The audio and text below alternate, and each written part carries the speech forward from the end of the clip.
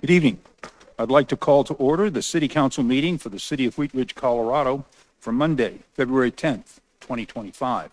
Would you please stand as you are able and join in the Pledge of Allegiance to the flag? I pledge allegiance to the flag of the United States of America and to the republic for which it stands, one nation under God, indivisible, with liberty and justice for all.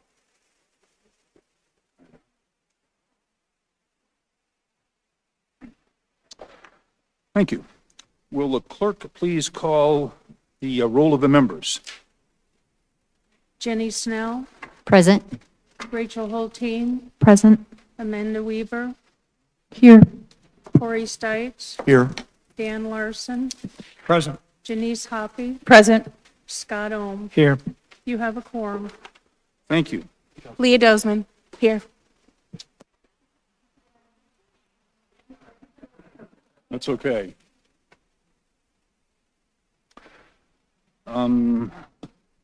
Counselors, in your package tonight, you have several minutes. We have study session notes from January 6th of 2025, City Council meeting minutes of January 13, 2025, and the City Council meeting minutes of January 27th of 2025. Are there any corrections to be noted in the minutes for the study session notes? Hearing none, we will let those stand approved with our thanks to the clerk. Are there any changes to be noted in the agenda? None noted. We will proceed with the agenda as published. We have no proclamations this evening, so we will go right into our public's right to speak. We're going to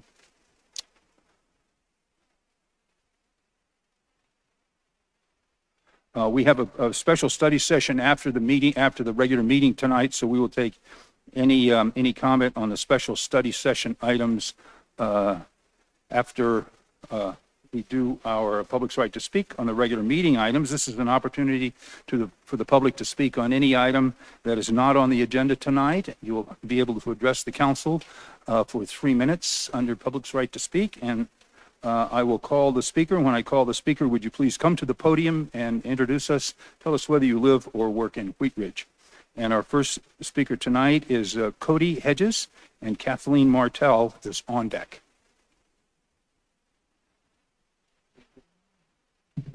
Well, thank you very much, Mayor. I'm Cody Hedges. I live here in Wheat Ridge over on Ingalls. That matters.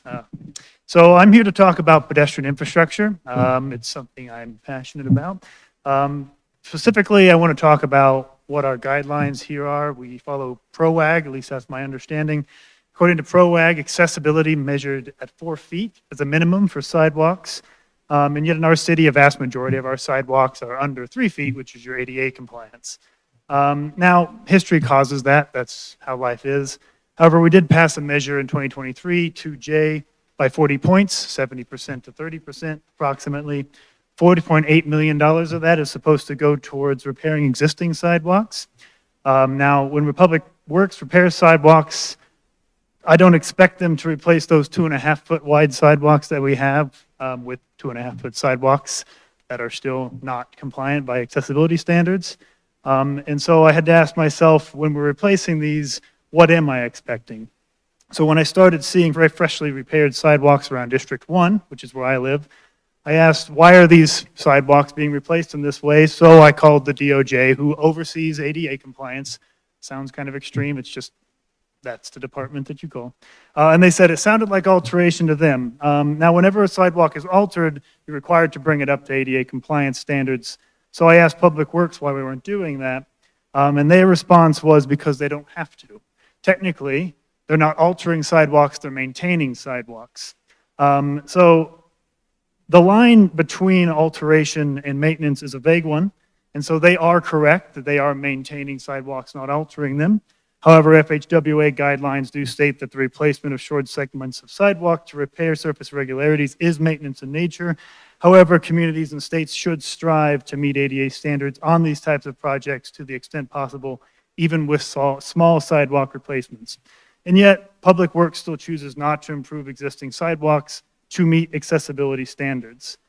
So the question then becomes, is substandard really the standard we want to strive for here in Wheat Ridge? To me, when the public approved 2J to improve bike and pedestrian infrastructure by increasing funding to sidewalk repairs, do you think that that's what they had in mind? And is that what you had in mind when that passed? Because that's certainly not what I had in mind. I hope certainly that's not what you had in mind either. So what I'm asking of council is to consider something. I'm asking city council to consider drafting and passing a resolution that states when a sidewalk does not meet accessibility standards per the city guidelines, then the city, and they are maintaining or altering, so altering or maintaining either of those, that those standards or those sidewalks are brought up to accessibility standards. Because as of right now, Public Works isn't doing something that's technically wrong, but to me, it doesn't seem certainly right. And I believe the city council is the body that can do that. I think that red light means I'm done talking, so I'll stop talking now, and for that resolution, I'll send it your way because I can draft it for you. Okay. All righty, thank you. Thank you very much. And I did fail to mention that we have some timing lights out here. You have 3 minutes to address the council. So the green light goes on. I think it goes on for about 2.5 minutes, and then the yellow light goes on. And then when the red light comes on, if you would please conclude your remarks. So our next speaker is Kathleen Martell, and we have Julie Pellegrin on deck. Thank you, Mayor. My name is Kathleen Martell. I do live in Wheat Ridge and volunteer in Wheat Ridge. Tonight, I'm here as chair of the Wheat Ridge Cultural Commission, and I look forward to being back in April to review the Cultural Commission's 2024 annual report with all of you. But tonight, I am here to invite mayor, council, staff, and our community to an upcoming event that the Cultural Commission is putting on March 7th at the Wheat Ridge Center for Music and Arts. We are hosting a spring mixer and a Legacy Lutheran Hospital fundraiser. Last year, the Lutheran Foundation reached out to the Cultural Commission as the old hospital was being decommissioned and asked us if we would be interested in taking possession of artwork from the old hospital that was unclaimed or the original artist or donor could not be contacted. The commission saw this as a great opportunity to keep amazing art from potentially going to a landfill and also to keep it in our community and to also keep some of that history in our community. A portion of this artwork has already been donated to the city through Steve Art, and it is hanging in offices and conference rooms that previously had very bare, sad walls. So we've already started getting more art out into our community. The upcoming event is a free event, and it is a chance for folks to browse the collection, which is primarily Colorado and regional photography, and hopefully acquire a piece or two for your home or your office. Suggested donations will be posted, and all funds raised will directly support the Cultural Commission's Community Grant Program, where we provide reimbursement grants of up to $500 to creative ideas and programs here in Wheat Ridge. In addition to the art sale, folks can enjoy light refreshments sponsored by Mestizo Brew Cantina and the Wheelie Bean, and art activities hosted by Sweet Ridge Studios, all Wheat Ridge businesses. Details can be found about this event on the Cultural Commission's Facebook and Instagram accounts, hopefully tomorrow. And you may also reach out to us through the Cultural Commission page on the city website or directly to me if you have any questions. We really hope to have an amazing evening celebrating this art and furthering our opportunity to provide more funding and more grant opportunities to our community. I hope to see you all there, and thank you for your time. Thank you. Our next speaker is Julie Pellegrin.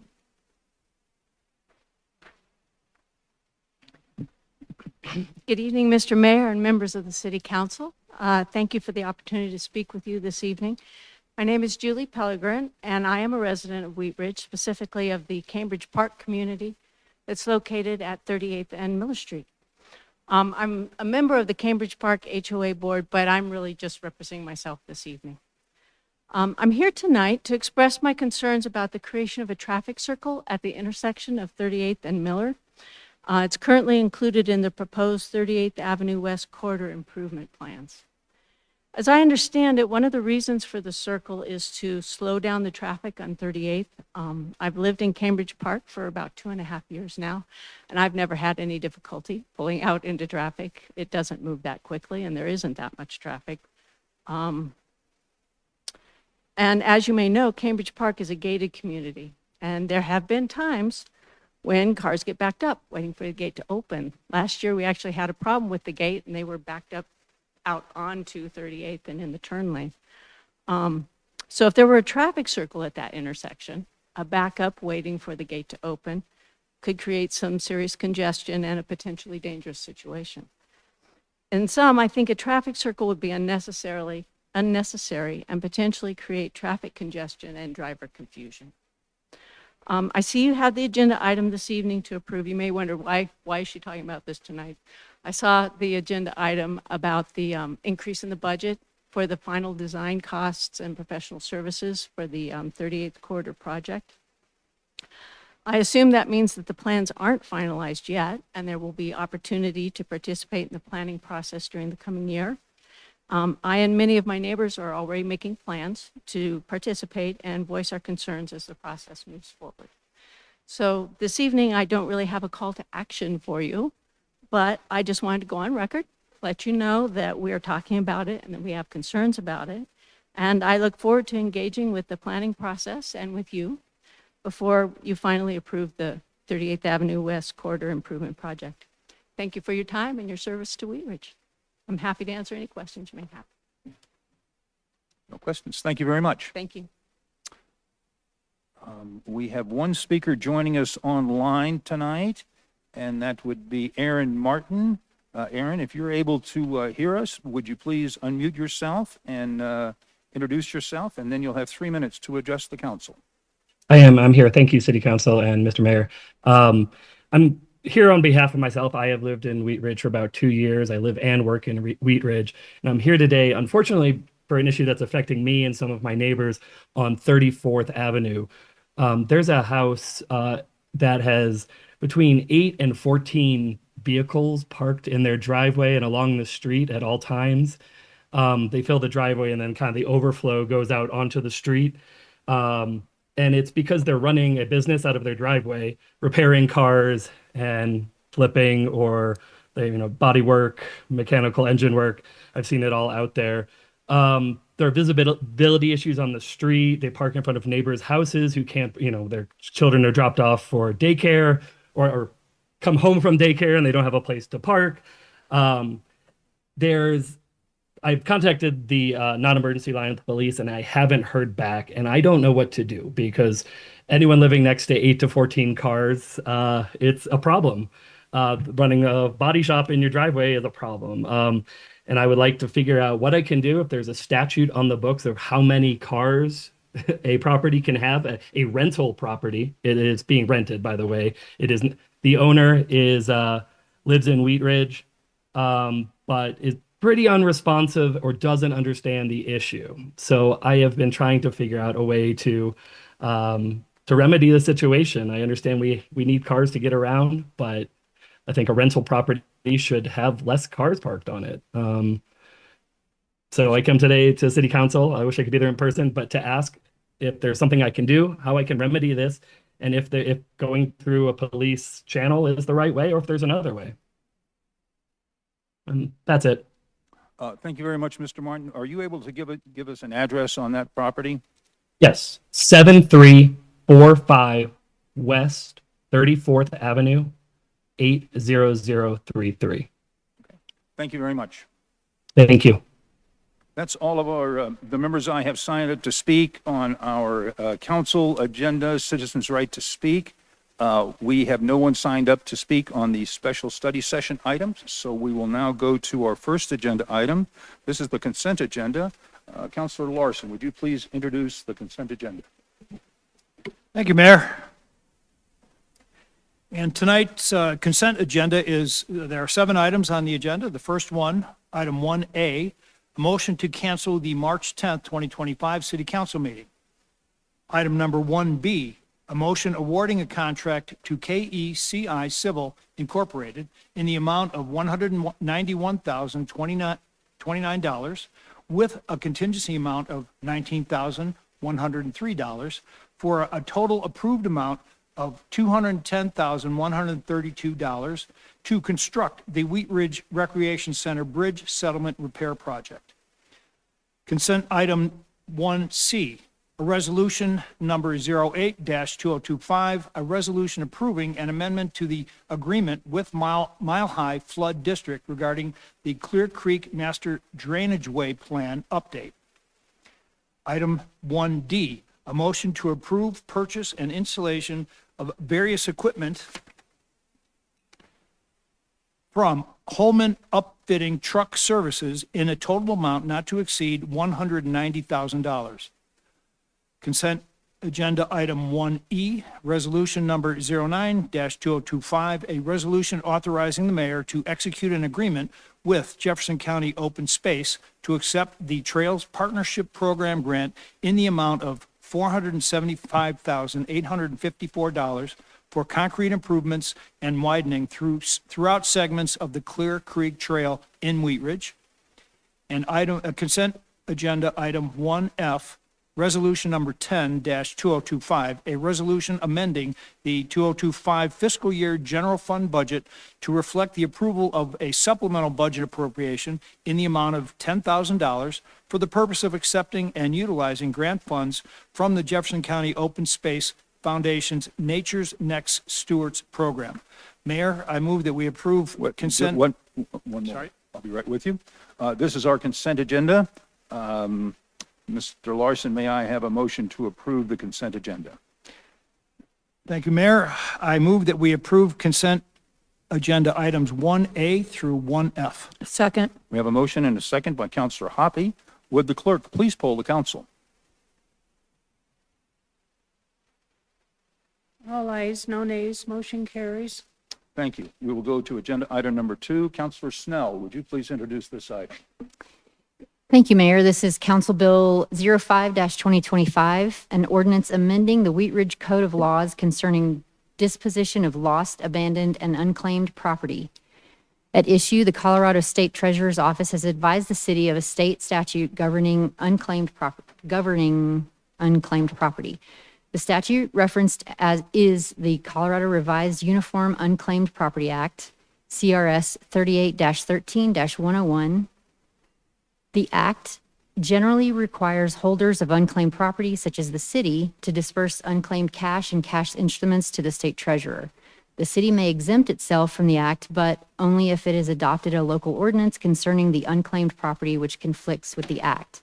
This ordinance revises code sections to comply with the act while preserving the city's authority to dispose of unclaimed property. The ordinance simplifies the code sections on disposition of unclaimed property generally and property held by the police department. Thank you. This is an ordinance on first reading to set the date, time, and location for a public hearing. It is not quasi-judicial. Counselor Snell, may I have a motion on this item? Certainly. I move to approve Council Bill 05-2025, an ordinance amending the Wheat Ridge Code of Laws concerning disposition of lost, abandoned, and unclaimed property. Order it published and public hearing set for 6:30 p.m. in the City Council chambers on February 24th, 2025, and that it takes effect 15 days after final publication as provided by the charter. We have a motion and a second. Would the clerk please poll the council? All ayes, no nays, motion carries. Thank you. We will now go to agenda item number 3. Counselor Hulteen, would you please introduce this item? Thank you, Mayor. I'd like to introduce item number 3, a motion adopting the 2025 legislative agenda. At issue, the City of Wheat Ridge's 2025 legislative agenda will guide the city's advocacy on state-level policy decisions that could significantly impact the city. Developed in collaboration with the city's legislative committee, the agenda establishes clear positions on anticipated legislation for the 2025 Colorado legislative session. It serves both as a framework for the city's advocacy efforts and a resource for state legislators considering policies affecting Wheat Ridge. Thank you. This will be a motion of the council. It is not quasi-judicial. Mr. Goff, do we have a staff presentation on this item? No further presentation. We discussed this a couple times in study session, but Cole is here this evening if you have any questions of him. Okay, thank you very much. I have no members of the public signed up to speak on this item, so I will go to questions from council. Are there any questions of council that they want to have any information on? Okay, hearing none. Counselor Hulteen, may I have a motion on this item? Yes, I move to adopt the 2025 legislative agenda. We have a motion and a second from Counselor Ohm. Is there any discussion on the motion? Counselor Hoppy? Thank you, Mr. Mayor. I would just like to say that I appreciate everybody's work on putting this together. Our Counselor Larson, Counselor Hulteen, and the mayor representing us, and then the staff that worked with it. I also want to say thank you to Councilwoman Hulteen for this being her brainchild and bringing it to fruition. I think that's a really great road path for us to take. Thank you. Thank you. Counselor Weaver? Thank you, Mayor. I also wanted to thank the group of the mayor and Councilor Hulteen and Councilor Larson for their work towards this, and for any citizen. Okay, and for any citizen that would like more information on that legislative committee, there was a very robust presentation made last week at the study session that's really worthwhile to go check out. So thank you. Counselor Hulteen? I will keep it short, and I just want to thank Councilmember Larson and the mayor for stepping up. This is a intensive bunch of work because the legislative session is intensive.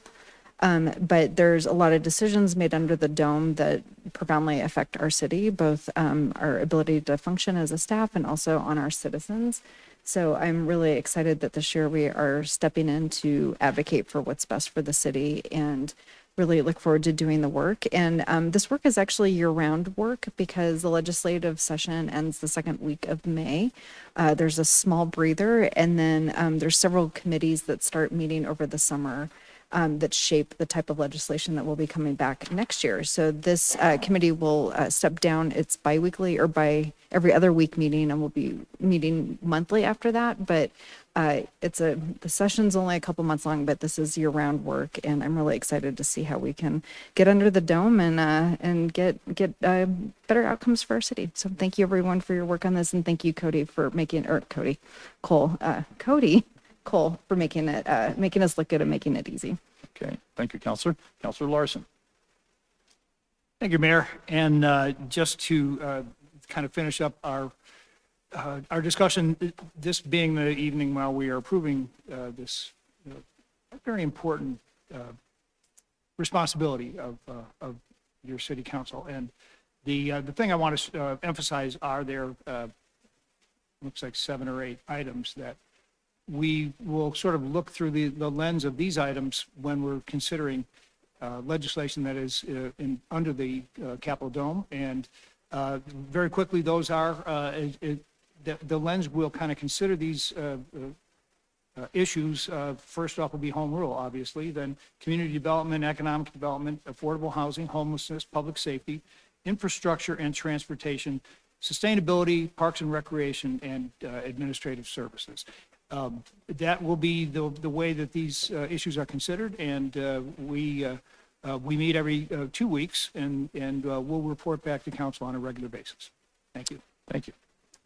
Any further discussion on this item before I ask for motion? Okay, thank you. Counselor Hulteen, may I have a motion on agenda item number 3? Yes, I move to adopt the 2025 legislative agenda. We have a motion and a second by Counselor Ohm. Is there discussion on the motion? Well, we're discussing the motion. We just discussed the item, now we're discussing the motion. No discussion on the motion. Would the clerk please poll the council? All ayes, no nays, motion carries. Thank you. We'll go to agenda item number 4. Counselor Weaver, would you please introduce this item? Thank you, Mr. Mayor. This is Resolution 11-2025. This is a resolution amending the fiscal year 2025 2J Next Chapter Fund budget to reflect the approval of a supplemental budget appropriation in the amount of $1,911,963 for the purpose of issuing a contract for professional services to Ayers Associates, and approving subsequent payments for the 38th Avenue West Corridor Improvement Project. Would you like me to read the issue? You know, I think we've got enough information there. Thank you. Okay. This will be a resolution of the council. It is not quasi-judicial. Mr. Goff, do we have a staff presentation on this item? Yeah, I believe Maria will give a brief update on this. Okay, Director DeAndrea. Yes, thank you. Yes, staff is excited tonight to bring this next step forward in this exciting project. Specifically, we're looking to complete the final design, so this would prepare construction plans and specifications for the entire stretch of 38th Avenue from Youngfield Street to Kipling Street, as we've discussed in the past. So the study that we've undertaken over the last year or so has gotten us about 10 to 15% of the way in terms of plan completion. So to speak to the citizen who spoke earlier from Cambridge Park HOA, as we get further into final design, we'll be looking specifically at those comments about access into the Cambridge Park HOA, whether that makes sense to keep the roundabout there, move it slightly one way to the west or east. Really, the intent there is to place roundabouts at the existing signal at Parfait, as well as kind of bookend them on either end of the corridor to, again, slow traffic, as that was one of the comments that came out quite clearly from our public engagement process through that study.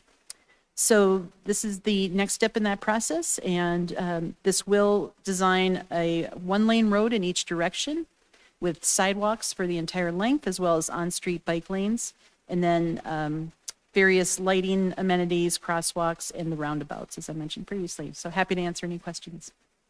Okay, thank you very much. Before I go to questions from council, I typically would invite the public to speak, but the only member of the public that signed up to speak has spoken. So we'll go to questions from council. Councilor Weaver. Thank you.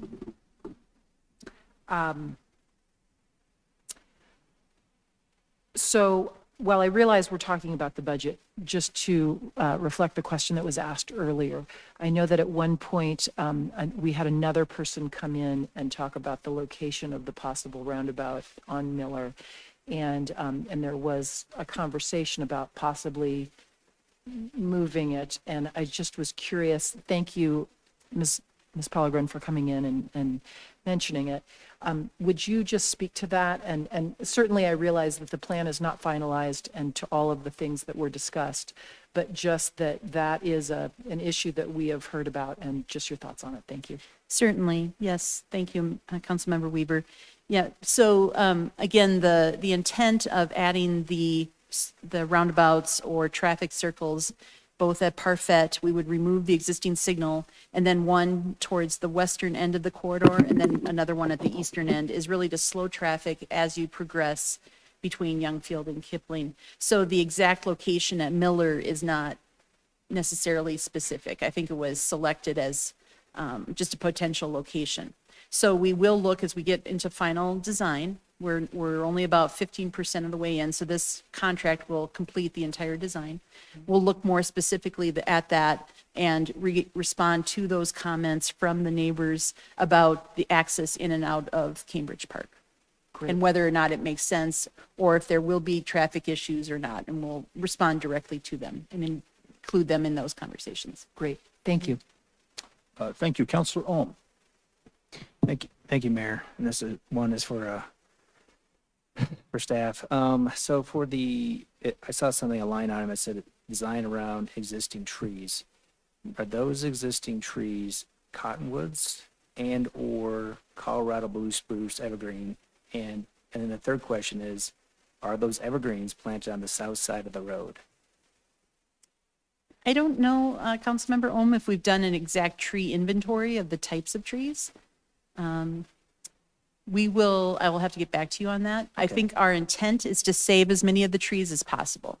So that doesn't mean that we'll be able to save them all with the adding those amenities with the bike lanes. The roadway will be widened, as well as adding sidewalks. But our intent is to try and not do this very straight roadway that just kind of goes and takes things out, but maybe is a little bit curvilinear so that we can avoid some of those trees where possible. But I'll have to get back to you on the exact species and locations.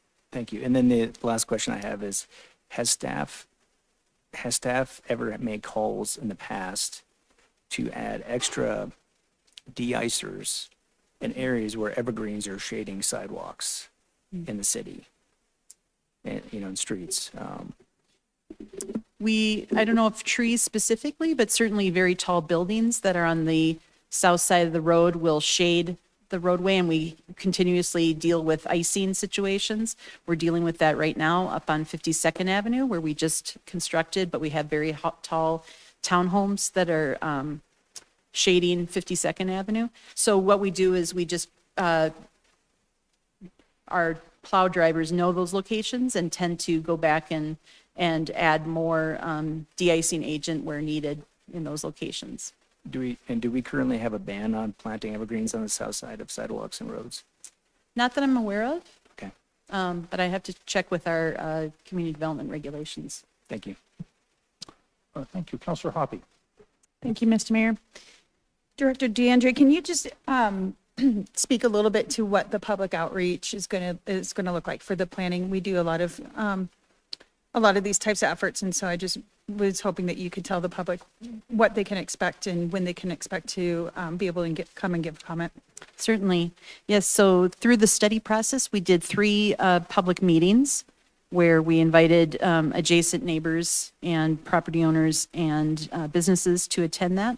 We also did some block by block sections, and so we'll be doing something very similar, probably 2 meetings though, as opposed to 3, where we'll present more of the finalized plans so we can get feedback from the public on those.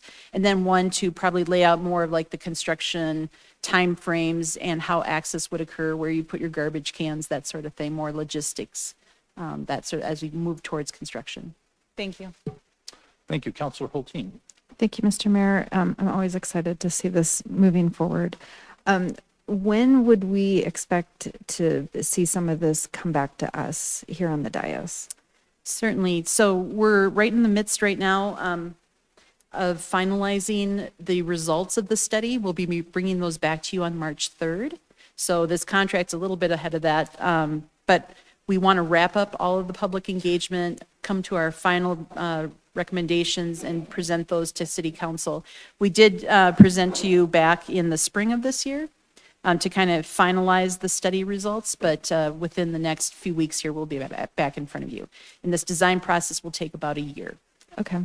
And to the question that was just asked about outreach, I know that our previous consultants have done a really good job reaching communities that don't always typically engage in planning processes.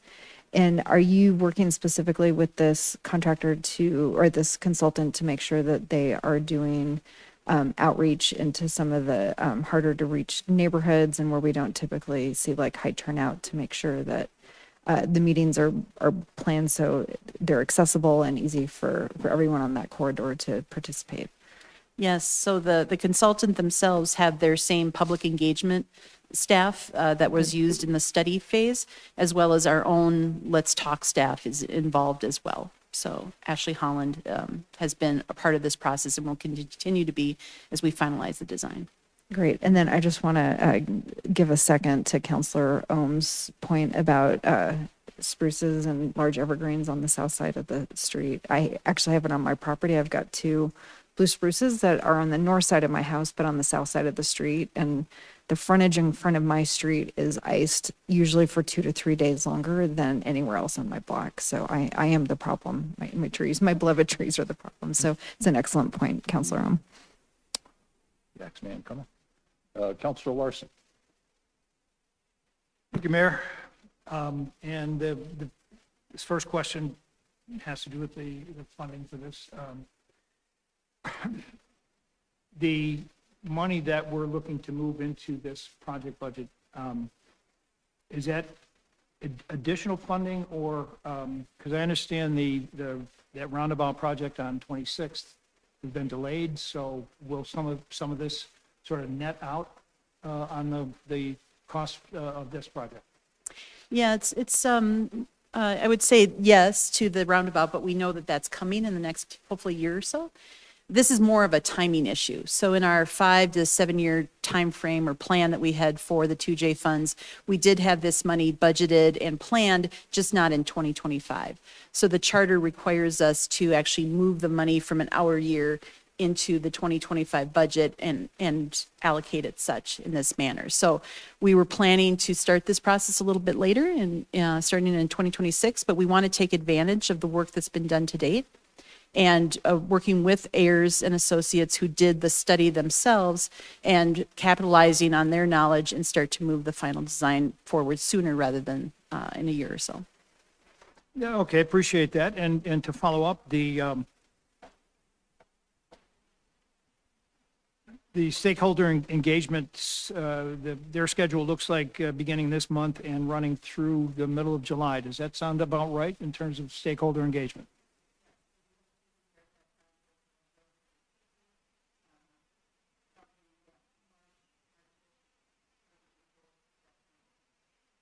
Right. And the actual construction costs and the costs of is the cost of acquiring the right-of-ways and easements, is that included in this or is that separate?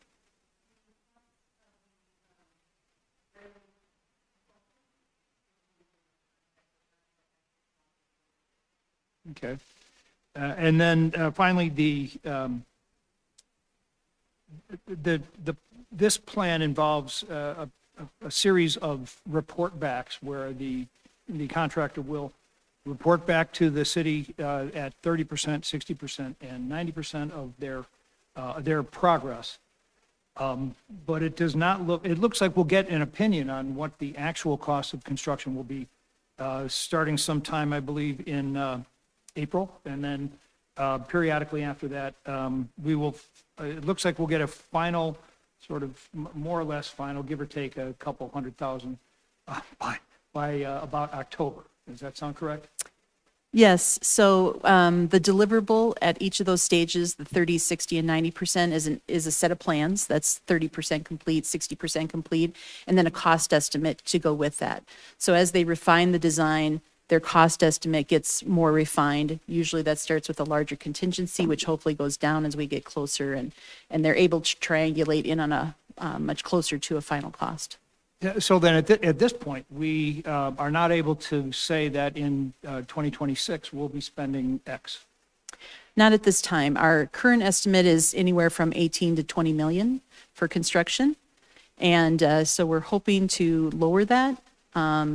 So that is relatively conservative, but we'll go through that process and then we'll work more closely internally to determine if we have those available construction funds or if we may need to phase the project in some fashion. That makes sense. Thank you. Thank you. Councilor Weaver. Thank you again, Mayor. I just wanted to address, this does not address all of the things that you had talked about, Mr. Hedges, but obviously this project has a lot of sidewalk involved with it. And one of the things that we've been trying to do as a city, and I'll ask Director DeAndrea to speak to this, is just how you prioritize fixing all of the sidewalk issues that we have in the city, because I certainly hear the issue of making everything ADA compliant, and I have a feeling the city wants to do that. And we also are trying to balance this prioritization of not having enough money to do everything that we want to do. And I was just hoping, Director DeAndrea, if you could just speak to how sidewalks sort of fit into a project like this versus decisions, as we've all been talking up here on the dais, of spreading that 2J money out to fix other sidewalk issues. Certainly. Yeah, so we've, as a group, have had a lot of discussion about maintenance of our existing infrastructure while we're also hoping to build new facilities. So any of our new facilities will certainly be designed and constructed to meet all ADA requirements. In this particular case, we will also attempt to retrofit as much of the existing sidewalk that we're hoping to retain to meet ADA guidelines as well. In the case of existing sidewalks, where they're too narrow, we do, every year, we update a number or upgrade a number of our pedestrian ramps to meet current ADA guidelines, but the sidewalk width, the sidewalk grades don't necessarily meet that. So that might mean doing blocks at a time where we're widening from, it's 36 inches now out to the 48 inches, taking potentially another foot of right-of-way to accommodate that, doing all of that negotiation and acquisition with property owners, and then the construction costs. So we feel, staff feels again that this is a maintenance activity of maintaining our existing sidewalks, and until such time as we would go in and do a major rehabilitation of the streets, such as we're doing now on 38th Avenue, that would be the time that would trigger the upgrade to upgrade all of the sidewalks. Thank you. Thank you. Counselor Snell. Thank you, Mayor. I'll be brief. Director DeAndrea, can you remind me, you said it just a few minutes ago, roundabouts, Parfit, and will you remind me of the others? I think Location? the one on the west end, if I recall correctly, I don't have the drawing in front of me. I believe it was like a Tabor Court. Okay. And then at Miller Street or Court as it goes into Cambridge. It's a T intersection there at Miller. Got it. Okay. Thank you for that. I'm excited to see this launch. Thank you so much. Thank you. Counselor Hoppy. Thank you, Mr. Mayor. Director DeAndrea, can you, every year we budget, we have a separate line item budget for our ADA compliance of our sidewalks, and we're working through that. We've been working through that for the very long time that I've been here. And I know that sometimes we try to piggyback that onto some projects, and so I'm just wondering, is any of the, of this budget, are we piggybacking onto any of our ADA budget for that, or we're going to do this project and we don't have to utilize our ADA budget for anything in this project? It'll be utilized throughout the city.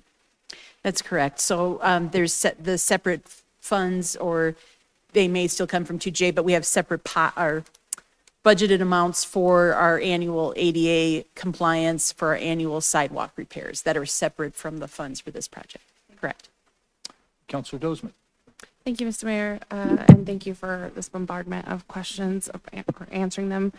I see in the packet that we're trying to preserve and reuse as much of the existing infrastructure, and it does include the drainage outfall system plan. Will the study that come before us include pricing around potentially undergrounding any wires, or some of those storm and drainage improvements, like if we're going to have to repair, is it going to take into consideration all of that? Yes, thank you for bringing that up. Yes, the current construction costs estimate includes all of the needed stormwater work. It does not include undergrounding the overhead power lines, but I will have that cost and present that to council when I come back on March 3rd. So that would be in addition to the construction costs. But yes, all the stormwater is included and is planned to be designed as part of this contract as well. Thank you. Counselor Hulteen. Thank you. Ms. DeAndrea just answered my question about undergrounding, so I'm good, thanks. Okay. Are there any more questions before I ask for a motion on this item? Seeing none, Counselor Weaver, may I have a motion on agenda item number 4? You may, Mr. Mayor. I move to approve Resolution 11-2025, amending the fiscal year 2025 2J Next Chapter Fund Budget to reflect the approval of a supplemental budget appropriation in the amount of $1,911,963 for the purpose of issuing a contract for professional services to Ayers Associates and approving subsequent payments for the 38th Avenue West Corridor Improvement Project. We have a motion and a second by Mayor Pro Tem Stites. Is there discussion on the motion? Counselor Rome. Yes, I just have one ask that, if staff could ask the Ayers Associates just to, not a study per se, but just to, in the wintertime, it'd be best to go out there after a snowfall and see how it's kind of melting. And perhaps it won't be an issue. I had an issue in my neighborhood where different circumstances where we have a curb, it's the slope curb. They had a large Colorado blue spruce tree, and it got to the point where there's probably 4 to 6 inches of ice over top of the sidewalk, and calling Patrick and saying, we got a problem. It was just too much for the owner. And eventually the owner decided to just cut the spruce tree down, which really alleviated the problem, but it's an attached sidewalk. I'm assuming that this is probably a detached sidewalk, which would have less issues, but I just want to make sure that we have accessible sidewalks that we don't have long-term maintenance problems with. Thank you. Any further discussion on the motion? Counselor Larson. Thank you, Mayor. And I would, after reviewing the project design plan, I was very impressed with its comprehensive nature and how thorough it is.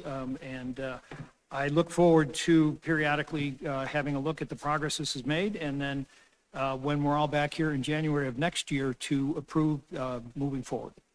Thank you. Any further discussion on the motion? Seeing none, will the clerk please poll the council? All ayes, no nays, motion carries. Thank you. With that, we will go to agenda item number 5. Counselor Dozeman, would you please introduce this item? Yes, thank you, Mr. Mayor.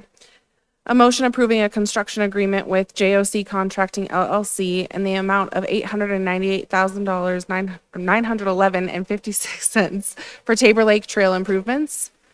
At issue, planning and design work associated with the Tabor Lake Trail project has reached completion. JOC Contracting LLC was selected through Sourcewell Cooperative Purchasing to complete the construction phase of this project. This project will create a connection to the Clear Creek Trail from 44th Avenue through Van Gordon Street. Formalizing the existing trail adjacent to Tabor Lake will provide a wider, safer, ADA accessible path to the Clear Creek Trail and will enhance birding experiences by adding a bird blind and lake overview shelter. Thank you. This will be a motion of the council. It is not quasi judicial.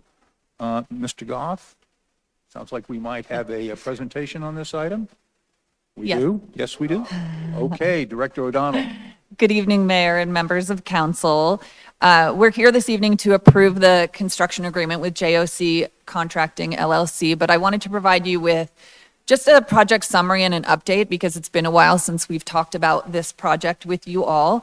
I wanted to mention that Mark Root, our Parks Project Coordinator and the project manager for both this project and the next item that we'll be talking about, is here to answer any technical questions that you might have. And if you don't know Mark, he is one of the amazing employees in our department that works behind the scenes to make these projects come to fruition. And he's been with us since 1984, is that correct? And will be retiring at the end of this year if we let him. So just wanted to point that out. And then, of course, our manager of Parks, Forestry, and Open Space, Benny Hayes, is here as well. The Tabor Lake project has changed a bit since we initially started planning. As you may recall, we were originally hoping to construct a trail all the way around Tabor Lake, but we quickly learned once we were working with architects and engineers, the steep grade and erosion concerns would make safely constructing a trail on the west side both difficult and extremely costly. Plus, many residents brought up concerns with the impacts to the bird habitat if we were to create a trail on the west side.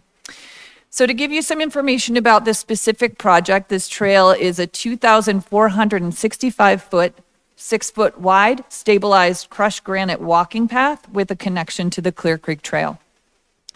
There's 108 feet of 6-foot tall welded wire fence with 2 gates for no public access on the west side of the lake. So this replaces the chain link, the old chain link damaged fence that's there currently. People have cut through over time, and it will be more stout and safe for park users. There is 200 feet of 6-foot tall chain link fencing to separate private and city property on the northeast corner of the lake. 370 linear feet of wood, 2-rail estate fencing located on the west and northeast areas of the lake. Approximately 1,400 square feet of concrete slab for lake viewing shelter. A 16-foot by 20-foot shelter with a metal roof and solar-powered lighting with 2 picnic tables. A 10-foot by 7-foot bird blind with a seating bench placed on the south edge of the lake to view the lake and the bird island. 900 square feet of concrete slab for the bird viewing blind and a concrete path bird blind access. 4 benches and 11 seating boulders placed for optimal lake viewing. 4 trash receptacles, a lake maintenance boat ramp on the southeast corner of the lake. A formal Van Gordon Street parking area for 6 vehicles, including 1 ADA parking space. The entirety of the trail and trail access will be ADA compliant. We will have ADA trail and bird viewing signage along the trail. And this project has included Public survey and input, both, you may recall, the School of Mines did some work related to this project and did some public outreach in 2022. And then Design Concepts, who's our architect for this project, did some additional community engagement and surveying in 2024. This project also includes survey, geotechnical, permitting, maintenance agreements with the Lee and Baugh Ditch and private property owners, floodplain compliance, stormwater management plan, which is a requirement from the state of Colorado for erosion control and water quality. And then this project has a bit of a unique timeline, as we have discussed before. From April 1st to October 31st, we cannot work in the Lee and Baugh Ditch easement inside the existing fence on Van Gordon, the north section and half of the east section. So work will be concentrated on the Van Gordon Street and the southeast corner of the lake and the bird blind during that time frame. And then from November 1st to March 30th, work will be concentrated on all Lee and Baugh easement sections. This work will be sensitive to the existing bird population during nesting season, which is May through August. And then just also a reminder about this project is that we received 2 grants for this, for the Tabor Lake project, $451,260 from the Land Water Conservation Fund and $410,000 from the Jefferson County Open Space Trails Partnership Program. And that is all. If you have any questions, the diagram is in your packet, but also available for those here in person and online. Thank you very much. We would invite the public to speak on this item at this time. No one has signed up to speak, so I'll go to questions from council. Councilor Ohm. Thank you, Mayor. This is really exciting. One question I had is on it's going to be on the west side. Is there an existing social trail right now? Right there? There is and isn't. There shouldn't be, but people Yeah. have cut holes in the fence, as I mentioned before. So people do wander through there. It's not particularly safe. And that kind of, yeah, I kind of get that. And so you said was it the far, like I'm looking at the diagram where it says 1.5, was it on that map? You can see that the sheet. Oh, what is the 1.5? L 1.5 sheet is what it's referring to. That area is the end, the you very know what end of that- that trail. It's hard to see. I need my, oh, that's not going to be helpful. It's very small, this part. It's like the What over. is that? Oh, that's, oh, sorry, I was looking at 1.6. Apparently I can't see. That's the, Yeah, that's the lake pavilion. viewing, small shelter, and picnic table area. Okay. So that's what it is. And so could the workforce housing, they could hop on this trail, they'd have to go east and then south to get to the Clear Creek Trail? Is that possible still? yes. There's access up in that, from like the old Howard Johnson area. They just can't go west because there is not a trail there. Okay, thank you. Thank you. Councilor Weaver. Thank you. This is super exciting. I was just curious, how do you keep people, or do you, from getting on small boats and paddle boards and stuff like that? Or is that allowed? And then my second part of that question is there anything living in the lake itself? Like, are there fish? Are there, like, yeah, I think so. But just kind of curious, I know all of the uses that I see at Sloan's, or not at Sloan's, but at Crown Hill and of course in the Clear Creek system. Just what do you anticipate the usage being, or is that a no? So we do allow non-motorized boats during certain timeframes that don't impact the bird population there. I don't know that we've ever had to remove people that were there when they weren't supposed to be, but if we did, I'm sure. The paddle boarders are quite a group of people. It's Yeah, like for pickleball sure. on water. Yeah. We don't get a lot there, but in terms of what's living in there, I would refer to Benny. You can hop on this microphone. It doesn't matter. Thank you, Council. Good question. We just had a meeting with CPW on Friday, and there's largemouth bass and saugeye. They just stocked it with saugeye last year. So there's a big number of different kinds of fish: bluegill, sunfish, saugeye, channel catfish, largemouth bass. I think I covered them all. Will people fish? Could they, would they? It's currently open to fishing under CPW regulations. Huh.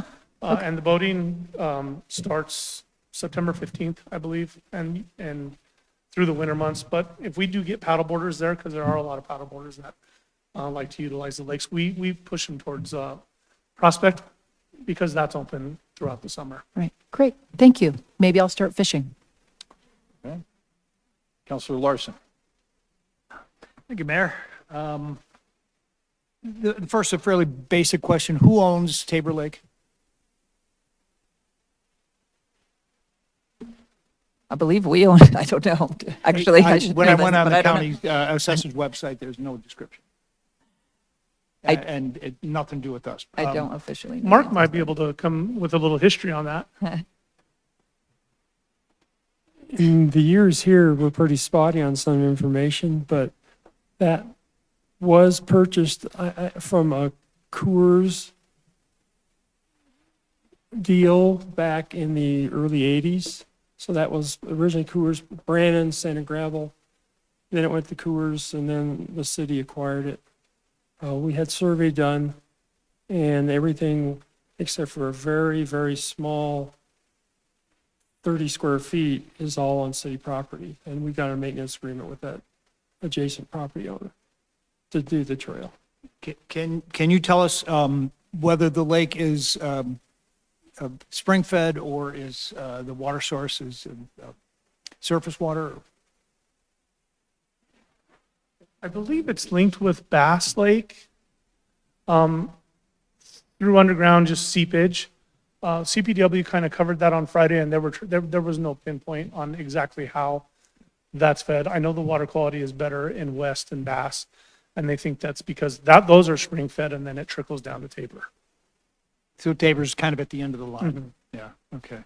And then we're, some really nice amenities. I think the idea of a bird blind on the southern edge, it just makes a lot of sense because every time I walk through there, the birds look at me and I look back at the birds, but I would like to be able to hide and watch them so they don't, they don't know anybody's seeing. So that makes it just a very logical location for that.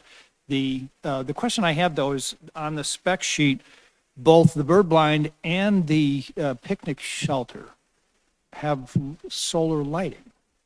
Why would you need lighting on a bird blind?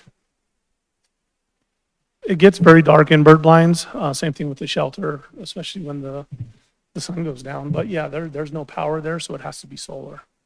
But we're not really encouraging people to picnic at night, right?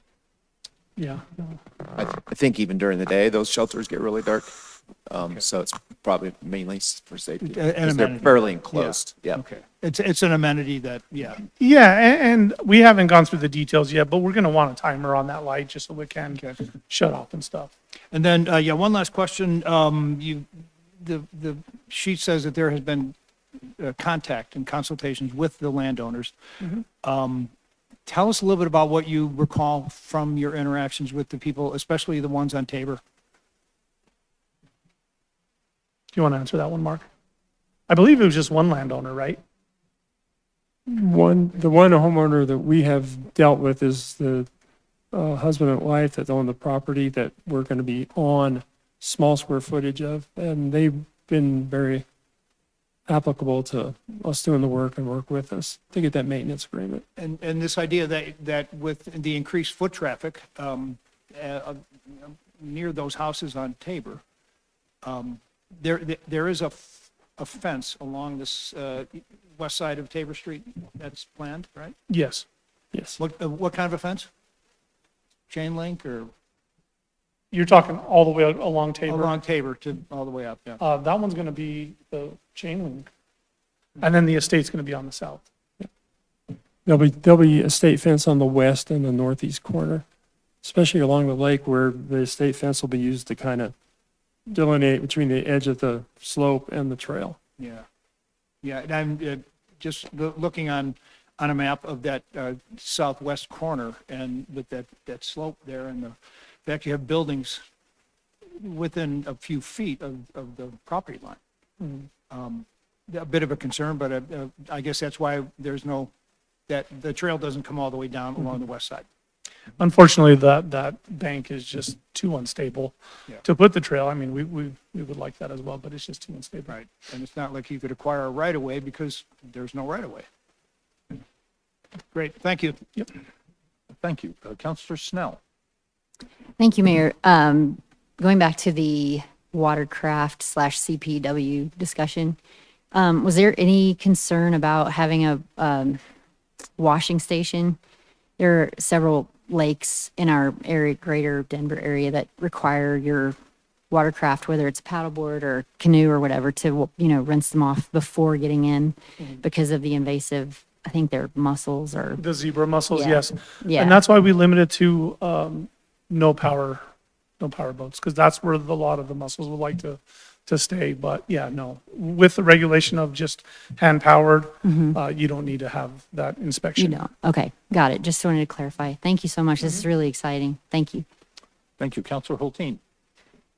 Thank you. I understand why, but I am disappointed it's not going around the whole lake. I know how much people enjoy going in the little loops that we have. So to that end, there is a social trail that exists where we are now not putting a trail. Are we taking measures to keep people from using that social trail, or will that be accessible? The chain link that's going up on that side is a lot more stout than what's currently there. Okay. And that's the reason why we went with the beefier fence. Okay, great. And then, Ms. O'Donnell, you mentioned 2 different grants that were going towards this. Are either of those federal grants that may be subjected to the on and off again federal funding freezes we're hearing about?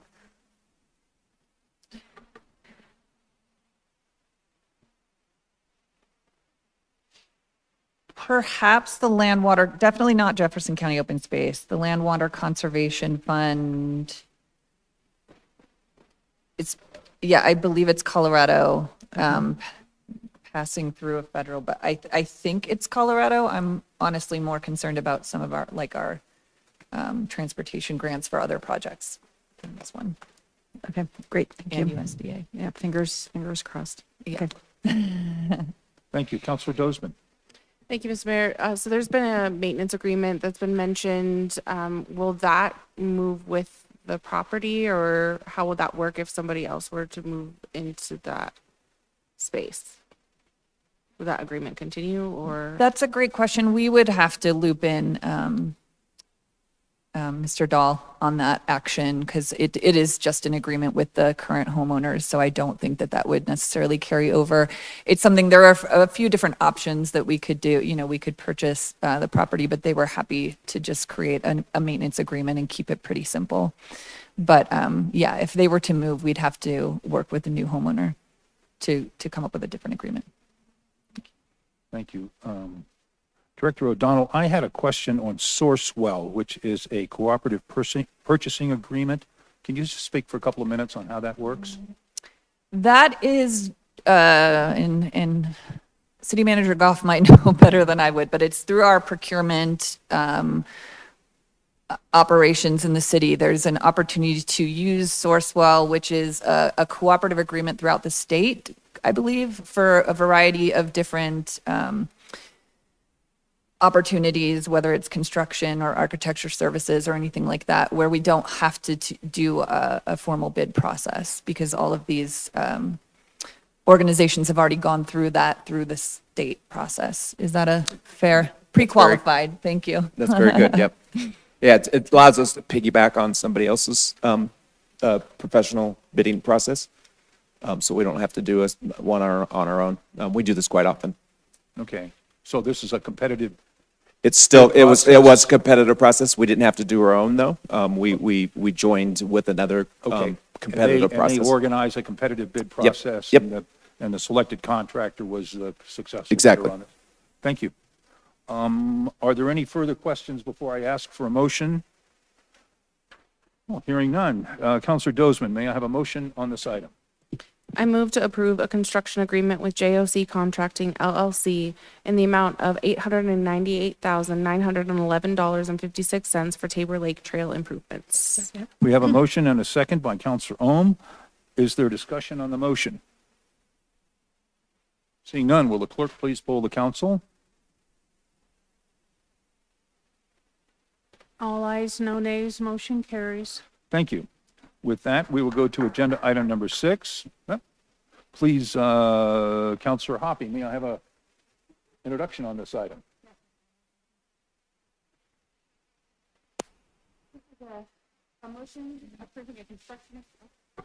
This is a motion approving a construction agreement with the Colorado Designscapes in the amount of $1,211,000 for the Panoramic Tennis Courts project.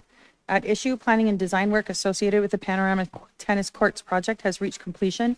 Colorado Designscapes was selected through a competitive procurement process to complete the construction phase of this project. The existing tennis and basketball courts at Panorama Park have reached the end of their useful lifespan and need replacement. Court subsurfacing is in poor condition along with cracking on the play surface, making them unsafe and beyond normal maintenance repair. Thank you. This will be a motion of the council. It is not quasi-judicial. Mr. Goff, do we have a staff presentation on this item? We do. This is another project we've been working on for quite some time, so we wanted to make sure we give you a quick update on this. Thank you. Yeah, as you know, the tennis courts are original to the park and have reached their useful life of over 50 years.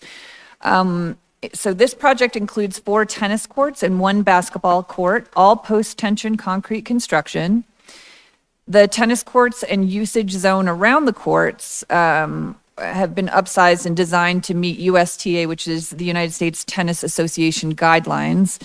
4 tennis nets, a 10-foot tall chain link fencing around the tennis court, 2 basketball poles, a backboard, and hoops, drainage system for the tennis and basketball courts, ADA compliant sidewalks for all court accessibility, ADA compliant parking for all court accessibility, LED court lighting, which you all know, the lighting has come a long way, so it's really nice in residential neighborhoods to not impact those neighbors anymore.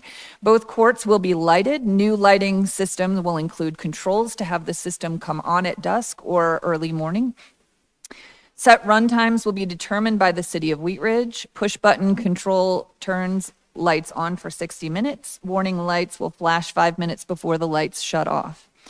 There is a 12-foot by 32-foot shelter with a metal roof, including 3 picnic tables, 4 seating benches, 2 trash receptacles, irrigation system renovation, and landscaping improvements, including 8 new trees. This project includes design by the Architera Group, survey, geotechnical soils testing, and as previously mentioned, USTA, the U.S. Tennis Association, input for project design for potential grant funding. So we are seeking up to $140,000 in grant funding if successful. And that turnaround period's pretty quick, so we should know likely in March if we receive that funding. There are some constraints with that funding, is that the courts cannot be lined for pickleball if they are funded by USTA. And that's actually fine because best practice doesn't recommend pickleball in residential areas. Like, for example, Denver follows a rule to not have pickleball within 500 feet of residential areas, and we have homes within 120 feet of those courts. So we wouldn't recommend pickleball in that area anyway. So this would have a 30 to 40 plus year lifespan on post-tension concrete slabs. And Mark has generously given me a definition of what that means. A post-tension concrete slab has cables in the slab that are in conduit. The cable is tensioned after the slab is poured. This puts the slab in stress by tensioning. This makes the concrete much less susceptible to cracking over its lifespan, which makes for a longer life court surface. This post-tension concrete court will also require much less maintenance to maintain a playable surface over its lifespan. We talked to the contractor about a preliminary schedule if this is passed this evening, and the team hopes to get started with submittals by the end of the month, with material procurement in early March and completion in September. So with any luck, we can get these courts completed this year. Any questions? Before I go to questions from council, this is when we invite the public to speak on this item. No one has signed up to speak, so we will go to questions from council. Other questions on agenda item number 6? Mr. Stites. Oh, Councilor Snell. Thank you, Mayor. I'm really excited about this. This is our closest park. In a previous life, I was quite a tennis nerd. I can't tell, probably because my eyes are bad. Is there a potential, or is there a backboard going into the actual tennis court area? I'll let the project manager. As of right now, not included in the design, but it can still be added if need to be. Thank you. Those are sometimes helpful just for no other reason, just to get frustration out and get a good workout. But yeah, this is very exciting. Really, really excited for this project. I think that's all the questions I have. Thank you. Councilor Larson. Thank you, Mayor, and just you answered my question about pickleball. I appreciate that.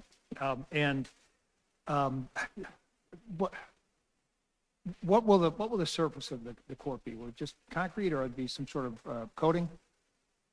It'll be a typical petroleum-based coating put on every tennis courts. If you're familiar with the new courts, pickleball courts at Prospect, it'll look just like that, because that's a post-tension court with the lines all painted, just like Panorama will be eventually.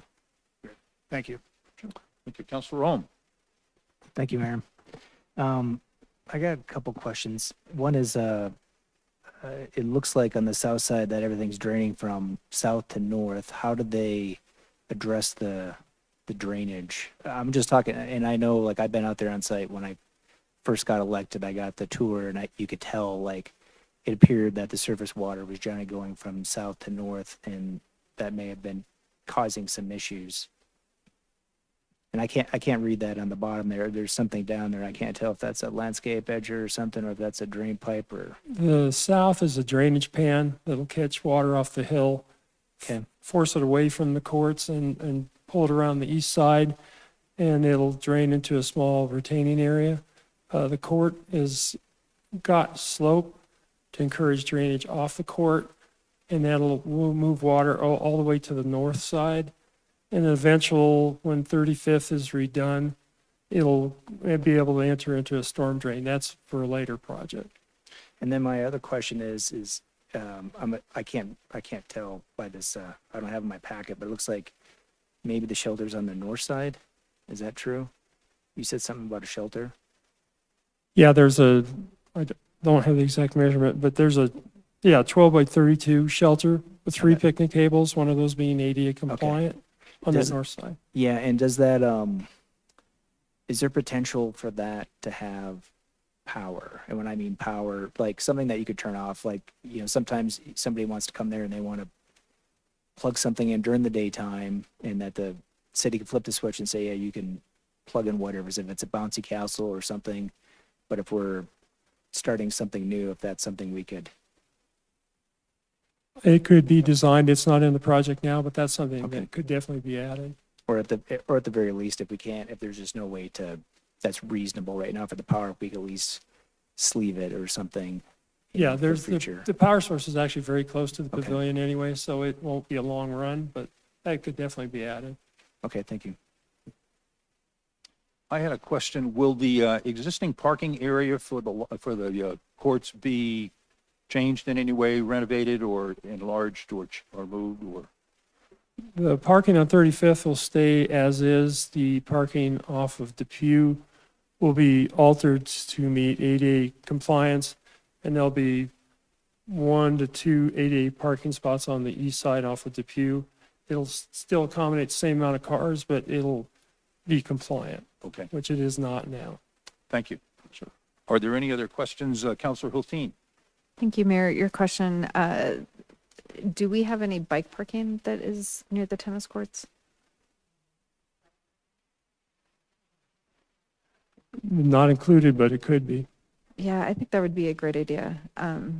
There's a lot of great ways to ride your bike to that park, and riding your bike to play tennis sounds fantastic in the summer.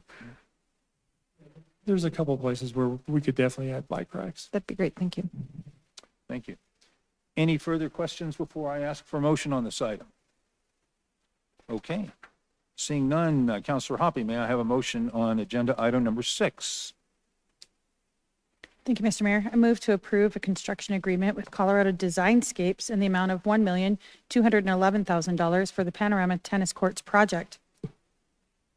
We have a motion and a second by Counselor Snell from District 1. Thank you. Is there discussion on the motion? Counselor Ohm.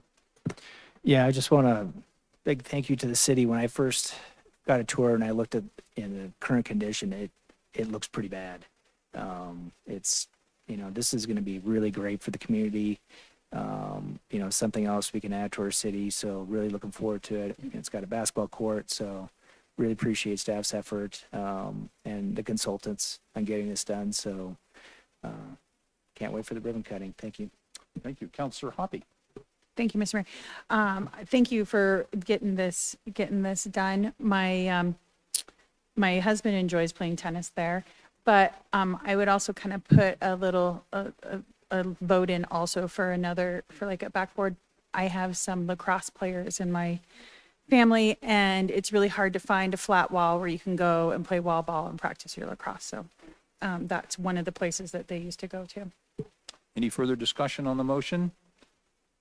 And hearing none, but I also want to put a word in for a backboard, because I was a tennis player in my younger years, and it's something that you can do by yourself and gives you a lot of exercise and good practice. So anyway, if there's no more discussion on the motion, would the clerk please poll the council?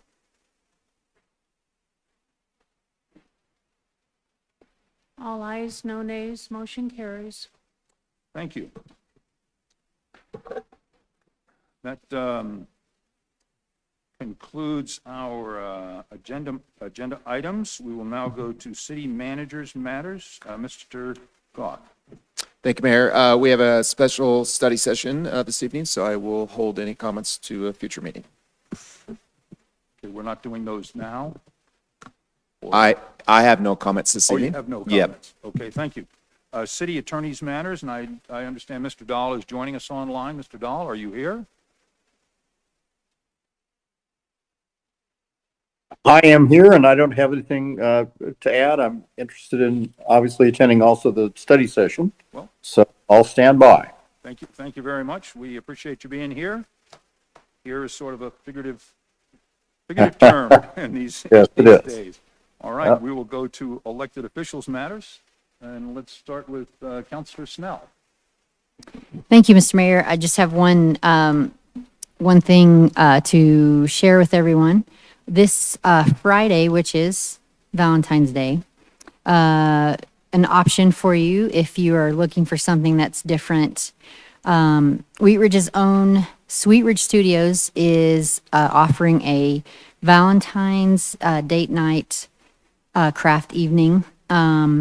It's held at Sweet Ridge Studios headquarters at the Wheat Ridge Center for Music and Arts. It's a candle making class. Should be really fun, something kind of out of the ordinary for Valentine's. Not necessary for just a traditional date if you just want to bring a friend. There is also childcare provided, so that's another bonus. And with that, I think that's all I've got for this evening. Okay, thank you. And I failed to mention earlier, but we've had a little program change in our agenda. When we have a special study session that follows a meeting, we're going to handle elected officials matters at the meeting and not after the study session. So we'll do it now. With that, I'll go to Councilor Hulteen. Wow, pressure's on. Well, pressure's always on. Yeah, pressure's always on. Thank you, Mayor. I have two things. First of all, I want to thank Mr. Hedges for coming and advocating for building the best sidewalks in the city. And it, as was mentioned earlier, it is definitely something to strive towards. I was actually surprised to find out when I was on council that Wheat Ridge actually considers itself responsible for the maintenance of sidewalks. Several of our neighboring communities do not undertake those repairs. Denver had to pass a ballot initiative to actually come up with the funding to serve their sidewalks. So I do believe, and Director DeAndrea actually has left. I was going to ask her for some clarification, but I do believe on our primary pedestrian corridors, we are meeting those standards. But within the neighborhoods, we run into right-of-way and issues. So I appreciate the advocacy, and it's definitely something that we should strive towards. We are spreading the 2J peanut butter really, really thin. But please continue to come in and call things like this to our attention, because there's oftentimes places where that type of request, we can actually like focus on the best application for it. And I think that I will follow up with Director DeAndrea and see if we are using that that use of PROAG in our maintenance on our principal pedestrian corridors, which are identified in our bike ped master plan. So I appreciate that, and I will follow up, and I have your email. So the second thing, I put in a request through the city's tree program, because I have a couple trees on my property that need a little attention. And I just want to thank our city forester, stopped by my house this morning and was extraordinarily informative and helpful across many trees. But one of the things he mentioned to me is that the Ips invasion, which affects spruce trees, has really taken out a lot of trees at the Crown Hill Cemetery / Arboretum. And he highly recommended the 3 gigantic, very healthy spruce trees on my property to get those inoculated and serviced ASAP, because there are a lot of spruce trees going down from the Ips invasion. So just want to make mention here, if you have spruce trees, please call a licensed and certified arborist and have them come take a look at your tree and have it serviced so you don't lose it to Ips. Unless it's on the south side of the street, and then maybe it's not such a bad thing. So anyway, that's all I have tonight. Thank you. Thank you. Go to Counselor Larson. Thank you, Mayor. I have a couple of items I want. First, I want to acknowledge our newest staff media star, Maria. She's been on television 3 times in the past week. First, she gave a very good interview to CBS 4 Denver, that was last week, on the use of technology to evaluate every street in the city and develop the grading system that we discussed here at council a few weeks back. This is an equitable approach to fixing roads, and it looks at all of our streets. There was even a comment from a resident that's called this a good decision across the board, data-driven approach to street maintenance. That followed that up a couple days later with Fox 31 interviewed Maria to talk about the design of our the Wheat Ridge participation in design of the Wadsworth continuous flow intersections, and a very, very good job of explaining how continuous flow intersections work and how they will make traffic move smoother. The other thing was that if you listen to KUVO radio in last Tuesday, the Wheat Ridge High School Jazz Band they played a wonderful version of this song. Can't get enough. And if you're interested, you can go on to YouTube and then look for KUVO, and then the Wheat Ridge High School Jazz Band is listed right up toward the top. You can hear the entire hour-long performance, and it will absolutely just knock your socks off. It's just a wonderful, wonderful performance. On Thursday, I attended an online hearing for the Public Utilities Commission regarding Excel's wildfire mitigation efforts. Commenting on the Super Bowl, fair to middling, maybe the commercials were just average, I thought. And then finally, I will talk about, no, I won't. I'll let the ribbon cutting discussion with the Mayor Pro Tem. Thank you. Thank you. Counselor Dozeman. Thank you, Mr. Mayor. I was also going to say that Wheat Ridge was in the news, and we're combating congestion with those CFIs, even though they're well into the designs and we've been talking about them for years. They're just getting noticed, and I agree, Director DeAndrea, gave great interviews and reasoning behind why we're implementing that design. And I really want to thank the Parks and Rec Department. We've seen a lot of grants approved over the last several years to improve our parks and to keep them maintained, and it really shows. And I love that my family and I can walk along the Greenbelt or from any one of the homes of family members in Wheat Ridge and get to a park that we really enjoy and love. So I appreciate all of the hard work, and I'm really excited about the Tabor Lake improvement, although I would never paddleboard there or at Prospect, I don't think. Maybe fish, but that's a little iffy too. So thanks. Thank you, Counselor Weaver. Thank you. Counselor Ohm. Thank you. So I understand that next Monday, City Hall is closed, correct? Closed for President's Day. Right. And so I wanted to bring up for everybody that we're going to have a city plan open house on Thursday, February 20th, from 4:30 to 6:30 at the Wheat Ridge Rec Center. So everybody, please make sure you can do that. And a big thank you to all my neighbors that were able to shovel their sidewalks and make things easy and accessible for everybody. Really appreciate that. Thank you. Thank you, Counselor Hoppy. Nothing tonight. Thank you, Mayor. Thank you, Mayor Pro Tem Stites. Thank you, Mr. Mayor. I attended a Wheat Ridge Education Coalition meeting last week. I wanted to remind everybody on March 6th, Everett Middle School is doing their International Night. That's from 5:30 to 7:30.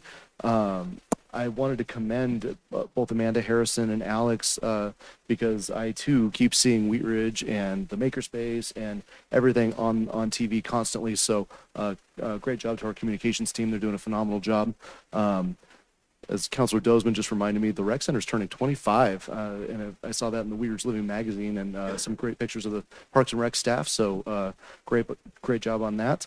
And I attended a couple ribbon cuttings the other day with Councilor Larson and the mayor. One was the Works, be a phenomenal addition to District 3 and the Gold's Market. Pretty phenomenal bowling alley if you guys have never been to the old Paramount Lanes there, but food looked fantastic. And then Colorado Hots over by Everett Middle School, fantastic food. I believe they had a recent write-up in the Denver Post. So awesome. And if you can find it, you should find it and buy it at Wheat Ridge. Thank you, Mr. Mayor. Thank you. Well, most of my thunder's already been stolen, but I have a couple of things here that I want to go to. I want to thank the members of the public that come in and talk to us at our meetings every time we have an opportunity. We really enjoy listening to you. We want to hear your concerns and hear your suggestions on how we can make this the best city that it is, which it's really doing a great job, I think, now. As the Mayor Pro Tem noted, we're going to celebrate our 25th anniversary of the Wheat Ridge Rec Center. What a terrific project and facility that is, and we are going to have a celebration I've got here from about 9 to 2. Director O'Donnell, does that sound about right? That sounds about right to me, yes. At the Wheat Ridge Rec Center. We hope that you will all come by and help us celebrate this facility. Its first 25 years, sort of the first quarter or less of its lifetime. So I also want to recognize that Jeffcom 911 is opening a new facility in Golden on February 20th. We got together with the county and other municipalities in Jefferson, Colorado, Jefferson County, and have common communications for public safety officials through Jeffcom 911, and it's been a really successful venture.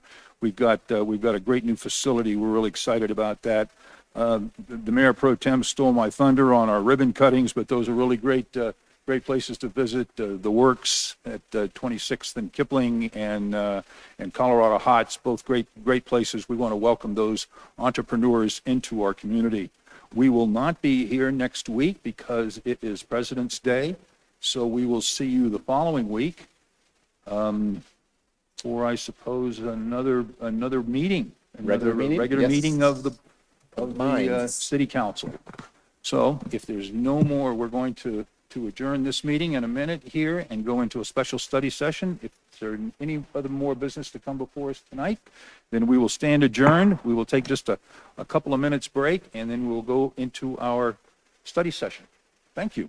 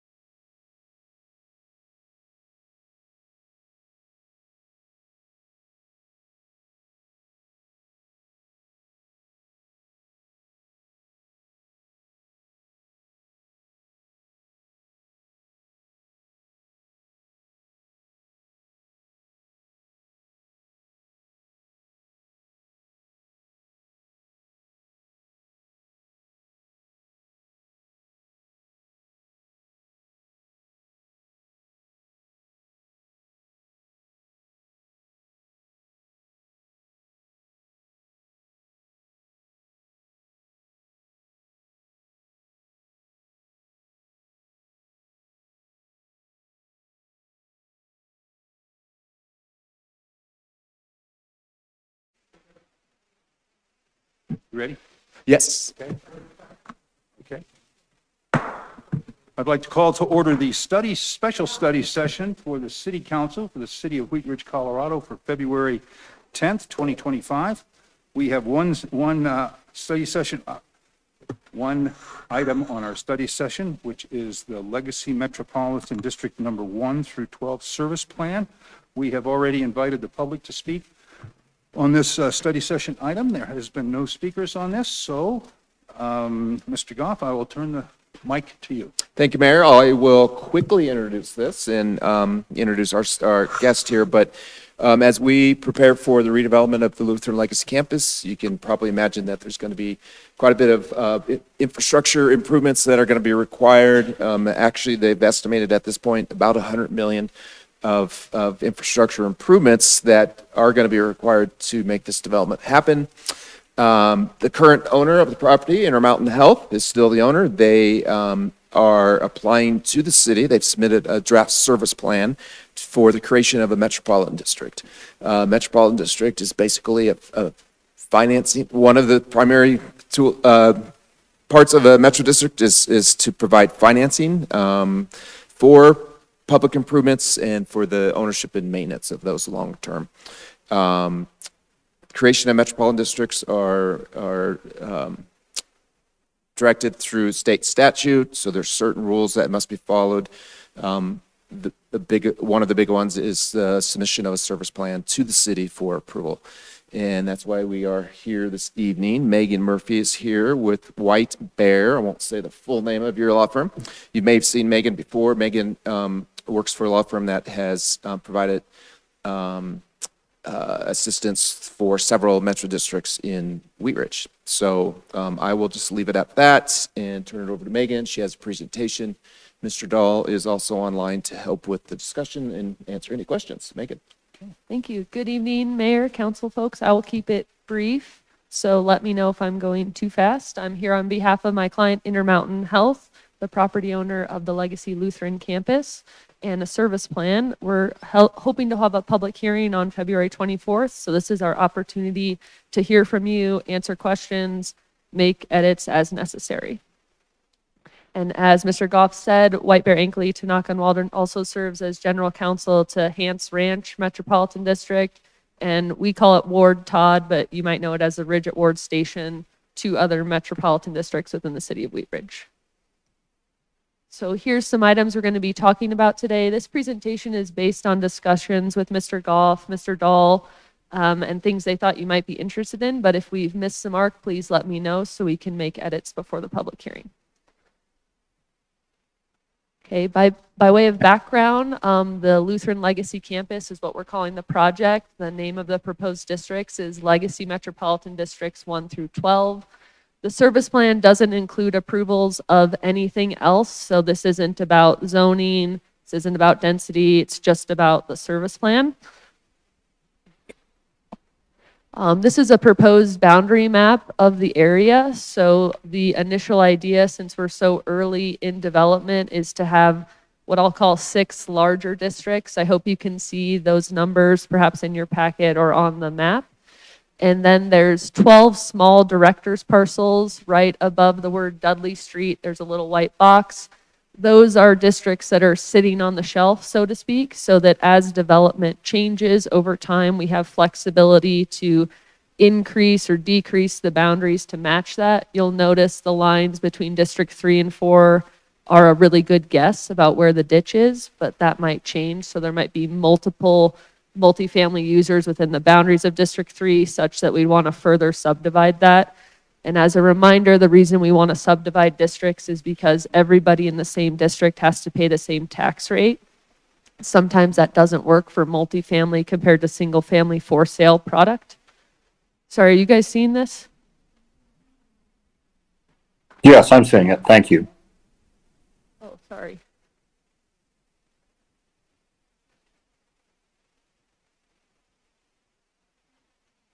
Better? Okay, great. So I want to stop here and let you know that this is one idea that my client would like to start with, but this is by no means the final answer. So you'll notice District 6 and District 5 are existing buildings that plan to stay existing buildings. So that's why they're in their own district. And I wanted to hear from council while I had you this evening about what you thought about this proposed map. Or happy to answer questions. And maybe I'll go one more slide to explain the director's parcels, and that might invite more questions. So let me go one more slide and I'll come right back.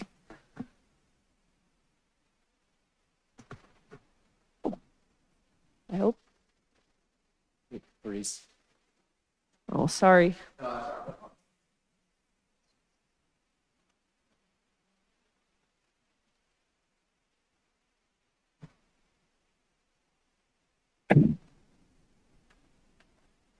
Oh, thank you, sir. Okay, so what is a director district? Why would you do it? This is an example map of a project in Aurora. It has 20 director districts. This is a very big project. As you can see, we only know the first wave of development. That's the very odd shaped green. Then a second wave of development came on. That's the little green or yellow area on the far left side of the map. So this is a project where we're using director districts. We haven't have everything platted. We don't have a plan. So they sit on the shelf. Then once we do have a plan, they come off the shelf. They include an area of property being developed and the taxes are imposed. Does everyone understand that concept? And then I'll go back to the other map and welcome your thoughts and comments on what we're proposing here. Megan, if I might, you might want to articulate to the council that we've heard about the director districts and understand that, but you might articulate to them sort of the thinking at the moment, at least, underlying the larger districts and those boundaries, sort of where they are and why. To enable questions from council, I think it'd be helpful for them to know that. Thank you, Mr. Dahl. Of course. So what we think is districts 5 and 6 are going to remain the buildings you can kind of see underneath. Those are existing medical facilities. We think District 1 will be for sale residential, kind of flanks a project on both sides. Districts 3 and 4, we think will be multifamily residential. So those users have different sensitivities to tax rates compared to single family for sale. And then District 2, I believe That's more likely civic uses. Civic uses. Yes. Thank you, Mr. Goff. Okay, we have a few questions here. Councilor Hoppy? Thank you, Mr. Mayor. And when I had originally looked at the map, I had assumed that the reason why District 1 was basically our buffer zone and why that was in District 1. But my question for District 3 and District 4 is, do we think that there will be any anticipation of, while it is allowed to be multifamily, there are different levels of multifamily, and will any of those potentially be for sale products, or do we think that those are going to be mostly for rent products, or do we not know yet because we're not the actual developer? I don't know yet.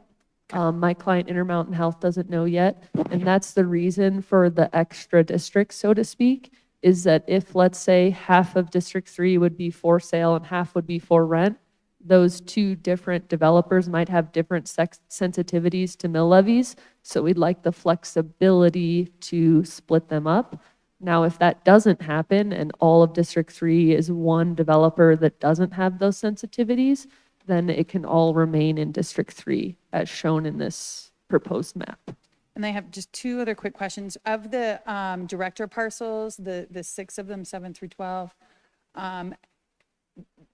if the situation that you just mentioned happens in like all of District 3, then would those be retired, those districts 7 through 12? Would those be retired director parcels? Would they just be absorbed into District 3 and no longer exist as District 7, 8, 9? Yeah, they can go through a dissolution process, which is a formal process with the district court if they're not needed. Most clients choose to simply leave them as that very tiny area shown on the map, and they aren't used, and then many, many moons from now, the project phases out and the districts just sit there and never become active. Okay. And then my last question is, Lutheran is not going to be the master developer of this property in the end. And so my question is, why is Lutheran coming to do the Metro District rather than the master developer who will eventually end up owning this property? Is this the typical process? Or is it something that they wanted to do so that it would help them with the sale of the property?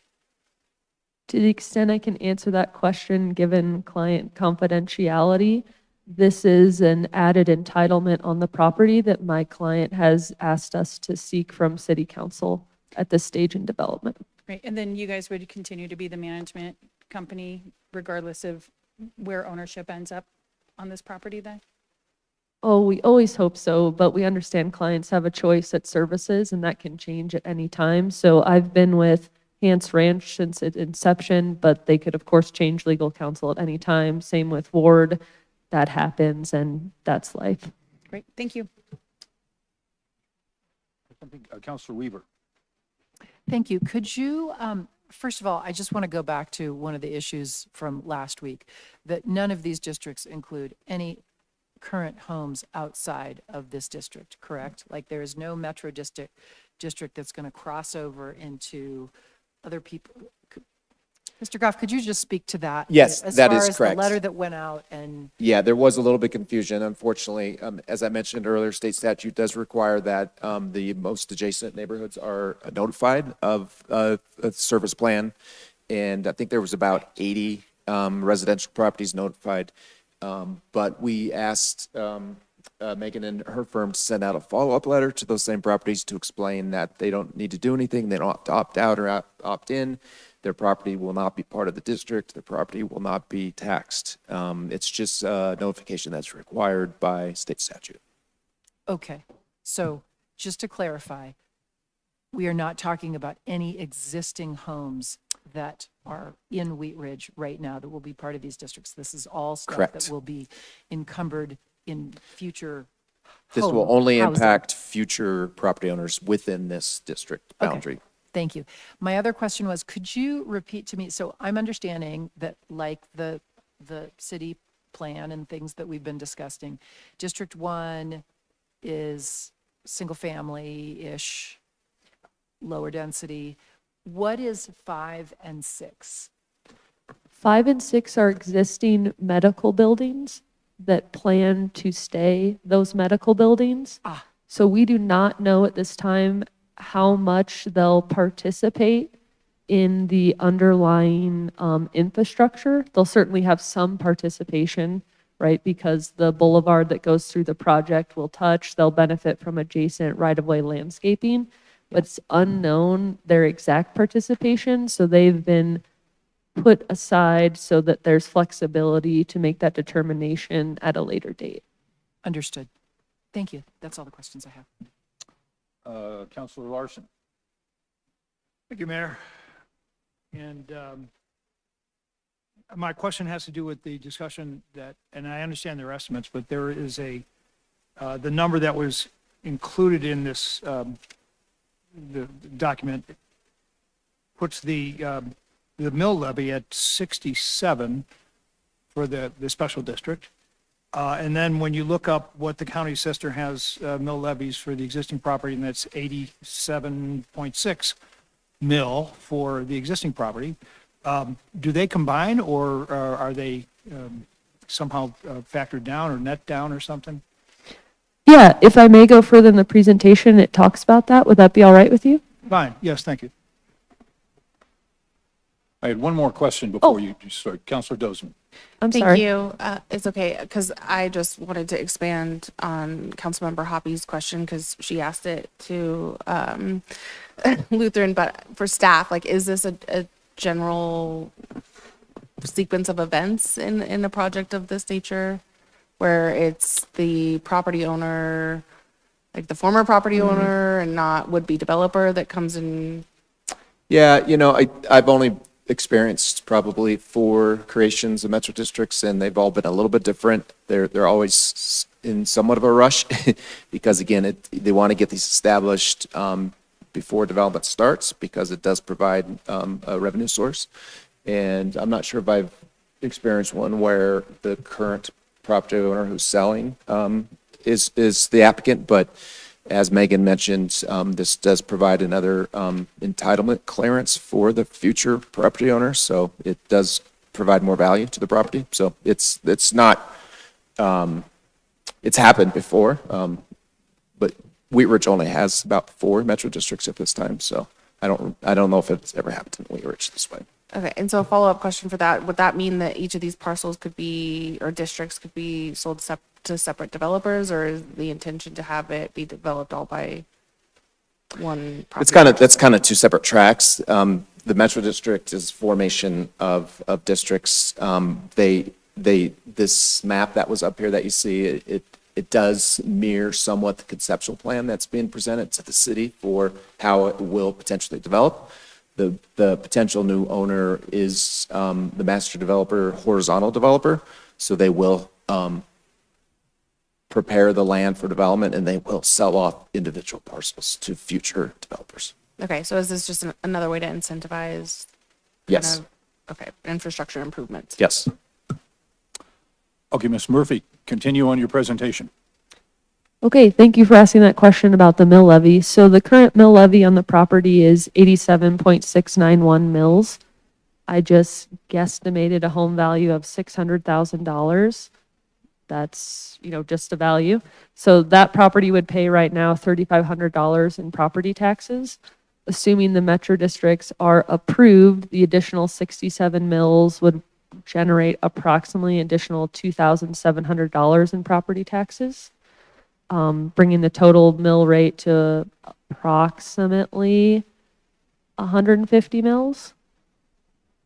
And that matches other metropolitan districts within the city of Wheat Ridge. So Hance Ranch has 60 mills for debt adjusted from January 1st, 2018.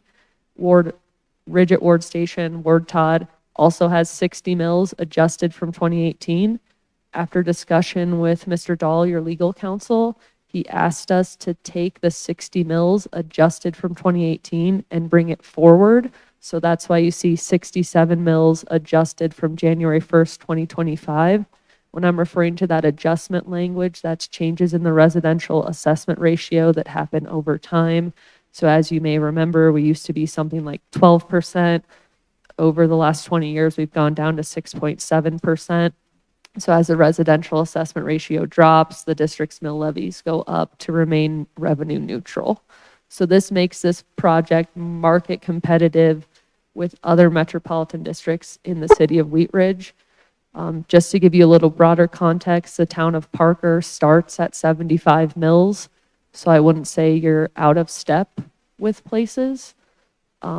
67 certainly high, and I'm not trying to look you in the face and say it's not, but it's not the highest, and it matches what other communities in your city are doing. Great, thank you. So this slide reviews what kind of the key financial terms are that we're talking about. As Mr. Goff mentioned, it's approximately 100 million in public improvements. We're asking for a debt limit of 110 million. As a reminder, that's the ceiling. So whatever 67 mills based on the market value of the homes generates, that's what it generates. The financing plan included in the service plan shows approximately $83 million in proceeds. Katie Cooksey from Piper Sandler is here to answer any financial questions you might have about that service plan model. You can see that the property owner, master developer, whoever ends up building this infrastructure will pay for a significant portion. So if it costs 100 million, you only get 83 million in property taxes. There's a delta there that won't be covered by the metropolitan districts that the developer will have to pay. Okay to go on? Okay. Mr. Dahl said you might have some questions about what's a new concept called a special improvement district. This is a tool that's been used in Utah quite a bit and is now making its way over to Colorado. The Hance Ranch and Ward Todd service plans do not include these provisions, so I wanted to be sure to bring these to your attention and have that discussion with you. The idea is that instead of pledging property tax revenue or pledging fees, you take an assessment lien and place it on an individual lot. And then that lien has to be paid off before any end users own the property. So this, I just want to reiterate, this in no way can be put on an end user that would buy a home, buy an apartment, buy a condo, anything like that. This is a different way to finance debt upfront as opposed to a construction loan. It's allowed under Title 32, but it's only allowed if it's in the service plan and in the election questions. So now is the time for the property owner to make this request of you. And it is a relatively new concept. So I'll do one more slide on that and then stop for questions. As a reminder, what I just said, assessments cannot be imposed or collected from an end user. That means regular folks. That means there'll be basically a way for a master developer to issue debt that's paid off by national home builders that come into the project, pay off the assessment as they want to get COs for lots. Happy to answer questions about that concept. Questions on SID? So this is an option that we would be asked to approve or disapprove in the service plan? Yes, Mayor. So it's included in the service plan. The only way you can have an SID under Title 32 is either get it in your original service plan or come back to the city council and get it approved via resolution. And then outside of that process, we also have a Tabor election to authorize it.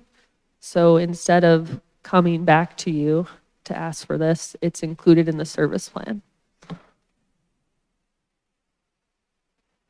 Is there questions about this? Okay, continue. I want to be sure to highlight our efforts to disclose metropolitan districts to future residents. I know we can always be doing more and better because sometimes people are surprised about us, but we are trying to be out there. So we're recorded on title. We're required to have websites. Under new Colorado law, we're required to mail a notice to each registered elector every 2 years saying, hey, you live in a district. Would you like to be on the board? Here's how you can do it. Here's the paper you need to turn in.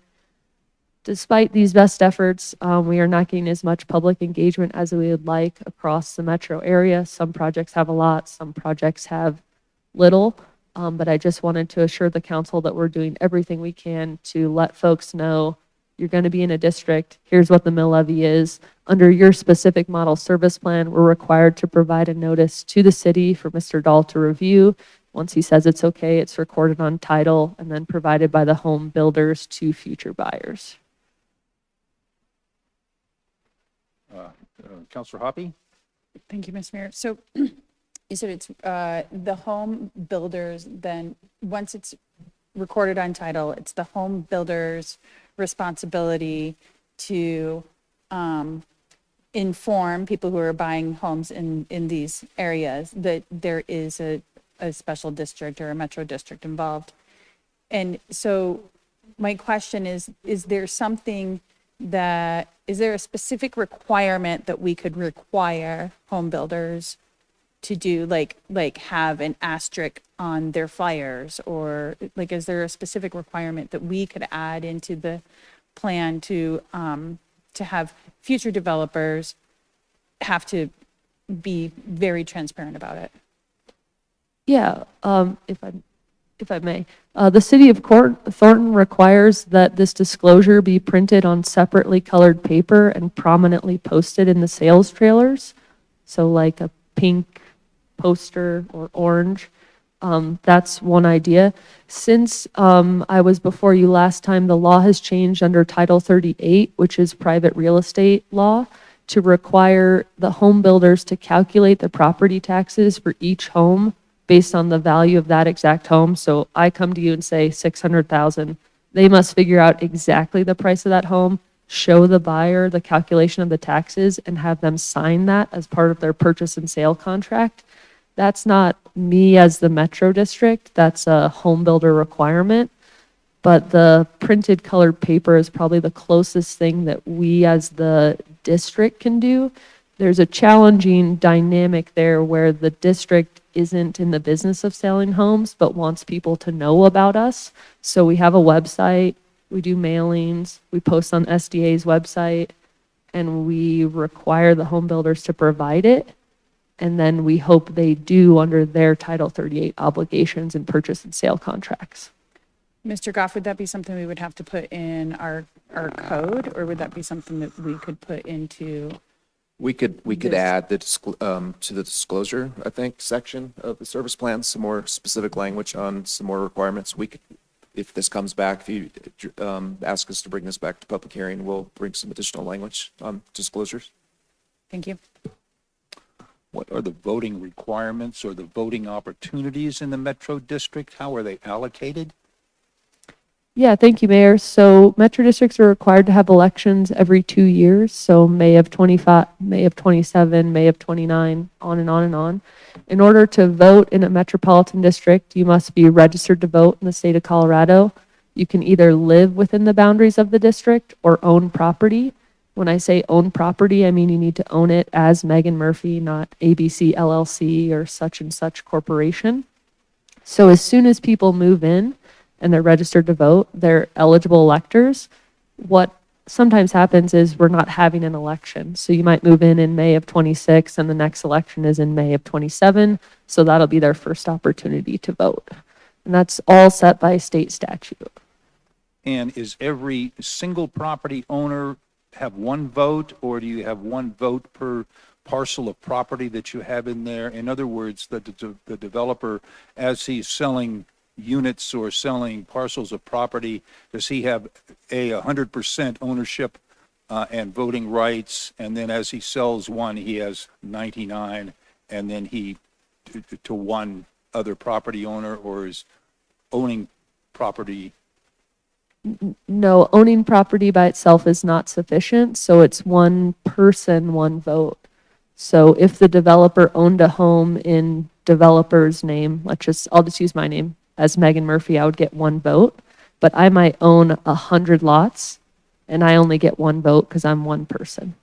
So it's unlike an HOA. There's no unit count allocation or stacking of votes. That's not permitted. Okay, thank you. Additional questions? How is the board of directors of the special district formed? So you heard me talk about residents and you're driven by the site and probably thought, well, there's nobody living there, like we just talked about. So under that concept, there's a provision in Title 32 that allows a property owner to put folks under a contract to purchase. It's called an option contract. And the developer, the property owner at the time, will place up to 5 people under an option to purchase, and they'll be the initial board of directors. They'll serve until such time as there are other eligible electors within the project. And then those eligible electors, as you can see, will quickly be able to outvote them. So once you have 6 people move in, there'll be 6 residents compared to 5 developer representatives. Most developer representatives don't want to get in any disagreements with folks they're trying to sell homes to, so they simply step aside. I know there are stories in Metro District land of folks not doing that, or there being contentious elections. I haven't personally experienced that in my practice, but I'm aware that it's out there. Thank you. Additional questions? Councilor Hulteen? Thank you, Mayor. So what happens if somebody doesn't pay what they owe the Metro District? It'd be the same as if they didn't pay any of their property taxes. So the county is authorized to proceed with a foreclosure action after a certain period of time. The Metro District doesn't do foreclosure ourselves. We just sit in the same position as other tax entities and seek repayment when the time comes. Great, thank you. Does the Metro District receive and disperse tax proceeds similar to what we would be familiar with if we didn't live in a district? So there's going to be, school taxes, city taxes, those types of things. Yes, in that relationship, we're exactly like the city. So we pay the county treasurer a 1.5% collection fee, and then everything else generated from the mill levy is remitted to the Metro District's general fund or debt service fund, as the case may be. And then the Metro District remits those to the other tax receiving authorities, if you will, the fire department and the city and County does And that county? still. County still does that. Okay, so the county will levy all their regular tax schedule, and then the Metro District will pick up essentially what's outside of that. And We just get our portion just like the city. So if I'm a homeowner in this district, I pay my tax bill. And then the county says, here's a little bit to the city, a little bit to the fire district, a little bit to the metro district, just like the city gets. And for that service, we all pay a little collection fee to the county A collection treasurer. fee to the Yes. county to collect the taxes and then distribute them under the proper mill levy. Yes, Mayor. Okay, thank you. Additional questions? Okay, continue. Here are the proposed findings that you're required to make under statute in order to approve the service plan. Sufficient existing and projected need, as you can see from the aerials and you're familiar with the project, there is no services being provided on the site. In speaking with city planning, there is not a plan for the city to provide services to the site, so the metro districts will be responsible for what you would call private roads because they're not owned by the city, but what we call public roads because they're owned by just a different governmental entity, the Metro District. So that's all the snow removal, landscape maintenance, asphalt installation, all of everything you can think of that goes with roads. The existing service in the area is inadequate. There's no entity that's coming, knocking on my client's door saying, boy, we'd love to help you redevelop this project and here's how. So they're proposing creating some metro districts. The districts are capable of providing economic and sufficient service within the proposed boundaries. As you can see in the financing plan included with the service plan, they are projected to be able to pay off their debt based on the middle of the road density values that's authorized for the area. And I know you'll have a lot of conversations that I won't be part of about what is authorized for the area, what can be developed, types of housing, etc. So we've just assumed middle of the road for that. And the area within the district can discharge its proposed indebtedness on a reasonable schedule. And that's the 40 years that's standard for metropolitan districts across the state and also for other districts within your city. I hope that was speedy. I'm here to answer questions. Will the Metro District utilize any existing assets on the current property as long as they're available and able to be used? Water, sewer, sanitary, those types of assets? Yes, it's my understanding that there's some well water available for the site that will be incorporated. And then the existing, let me just go back to the map. The existing services in districts 5 and 6 are going to remain there for some time. So it's not as if our plan is to bulldoze those existing buildings and then make new buildings that are just the same. So when it's appropriate, that's the plan. Thank you. Questions? Councilor Dozeman? Thank you. So I think this is probably geared more towards staff, but if we see the dissolution of a metro district, does the city of Wheat Ridge have to cover the maintenance? So snow removal or? No, it'll services? still be private property. I don't know if Megan or Mr. Dahl, did you hear that question? If the Metro District dissolves, it'll be still private property. The city won't take over those assets unless we, Dahl, Jerry, you have any? That's correct. You know, it's private property, and this is a private financing arrangement for what we think of, the city typically thinks of and does maintain as public improvements. But in approving a metro district, the city is not establishing a fallback. In other words, approving the metro district does not by itself or does not include within it any kind of provision for, well, if the metro district did dissolve for some reason, it's not able to levy the money, the city will step in. There's no obligation to do that. Just as there isn't an obligation for the city to step in on other private facilities that occasionally go unmaintained over periods of time. Megan perhaps can add to it, but in terms of the obligation of the city, it's private property, and we don't have obligations with respect to private property unless the city affirmatively assumes them. And in approving Metro District, we're not affirmatively assuming that fallback role. And if I may add, state statute requires there to be a plan for dissolution, and that plan has to be consented to by the municipality. So if the districts were to dissolve, they would have to come to you and say, we've made a plan for all of this maintenance.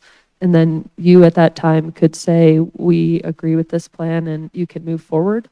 If the municipality doesn't consent to the dissolution, the only other way to do it is through district court, and that would require the voters within the districts to seek dissolution. And then the judge would be the decider of whether their plan's appropriate. So the districts cannot just walk away and say, no, thanks, we don't want these streets anymore. Thank you. Counselor Snell. Thank you. To Counselor Dozman's point, District 2 is being reserved for civic use. Do the services then apply to District 2? Like snow removal, water, all of that good I think stuff? that's still under discussion. It depends on how that builds out and who the owners are. If the city becomes the owners, that's why we're kind of carving that out separately. Those decisions haven't been made yet. Additional questions? Continue. That's the end of my presentation. Oh, okay, then that puts us in another one. Okay, so any final questions or continuing questions that you have for Ms. Murphy? Okay, I guess we're looking to see this plan come back to us. Yeah, we're just looking for consensus this evening to bring this back to February 24th for a public hearing. Okay. Counselor Snell. We're reaching consensus to move it back for a public hearing on February 24th in City Council chambers at 6:30. Correct. And online. Correct. We did that earlier in the day. Thank you, Mayor, council folks. See you in a couple weeks. Okay, thank you very much. Mr. Goff, you have anything else to come before us tonight? Mr. Mayor? Okay, we will stand adjourned. Happy President's Day in a week. And remember to please take care of your loved ones. Valentine's Day is coming up, and love is certainly one of the greatest things that happens in our world. So take care of the people that you love. Thank you.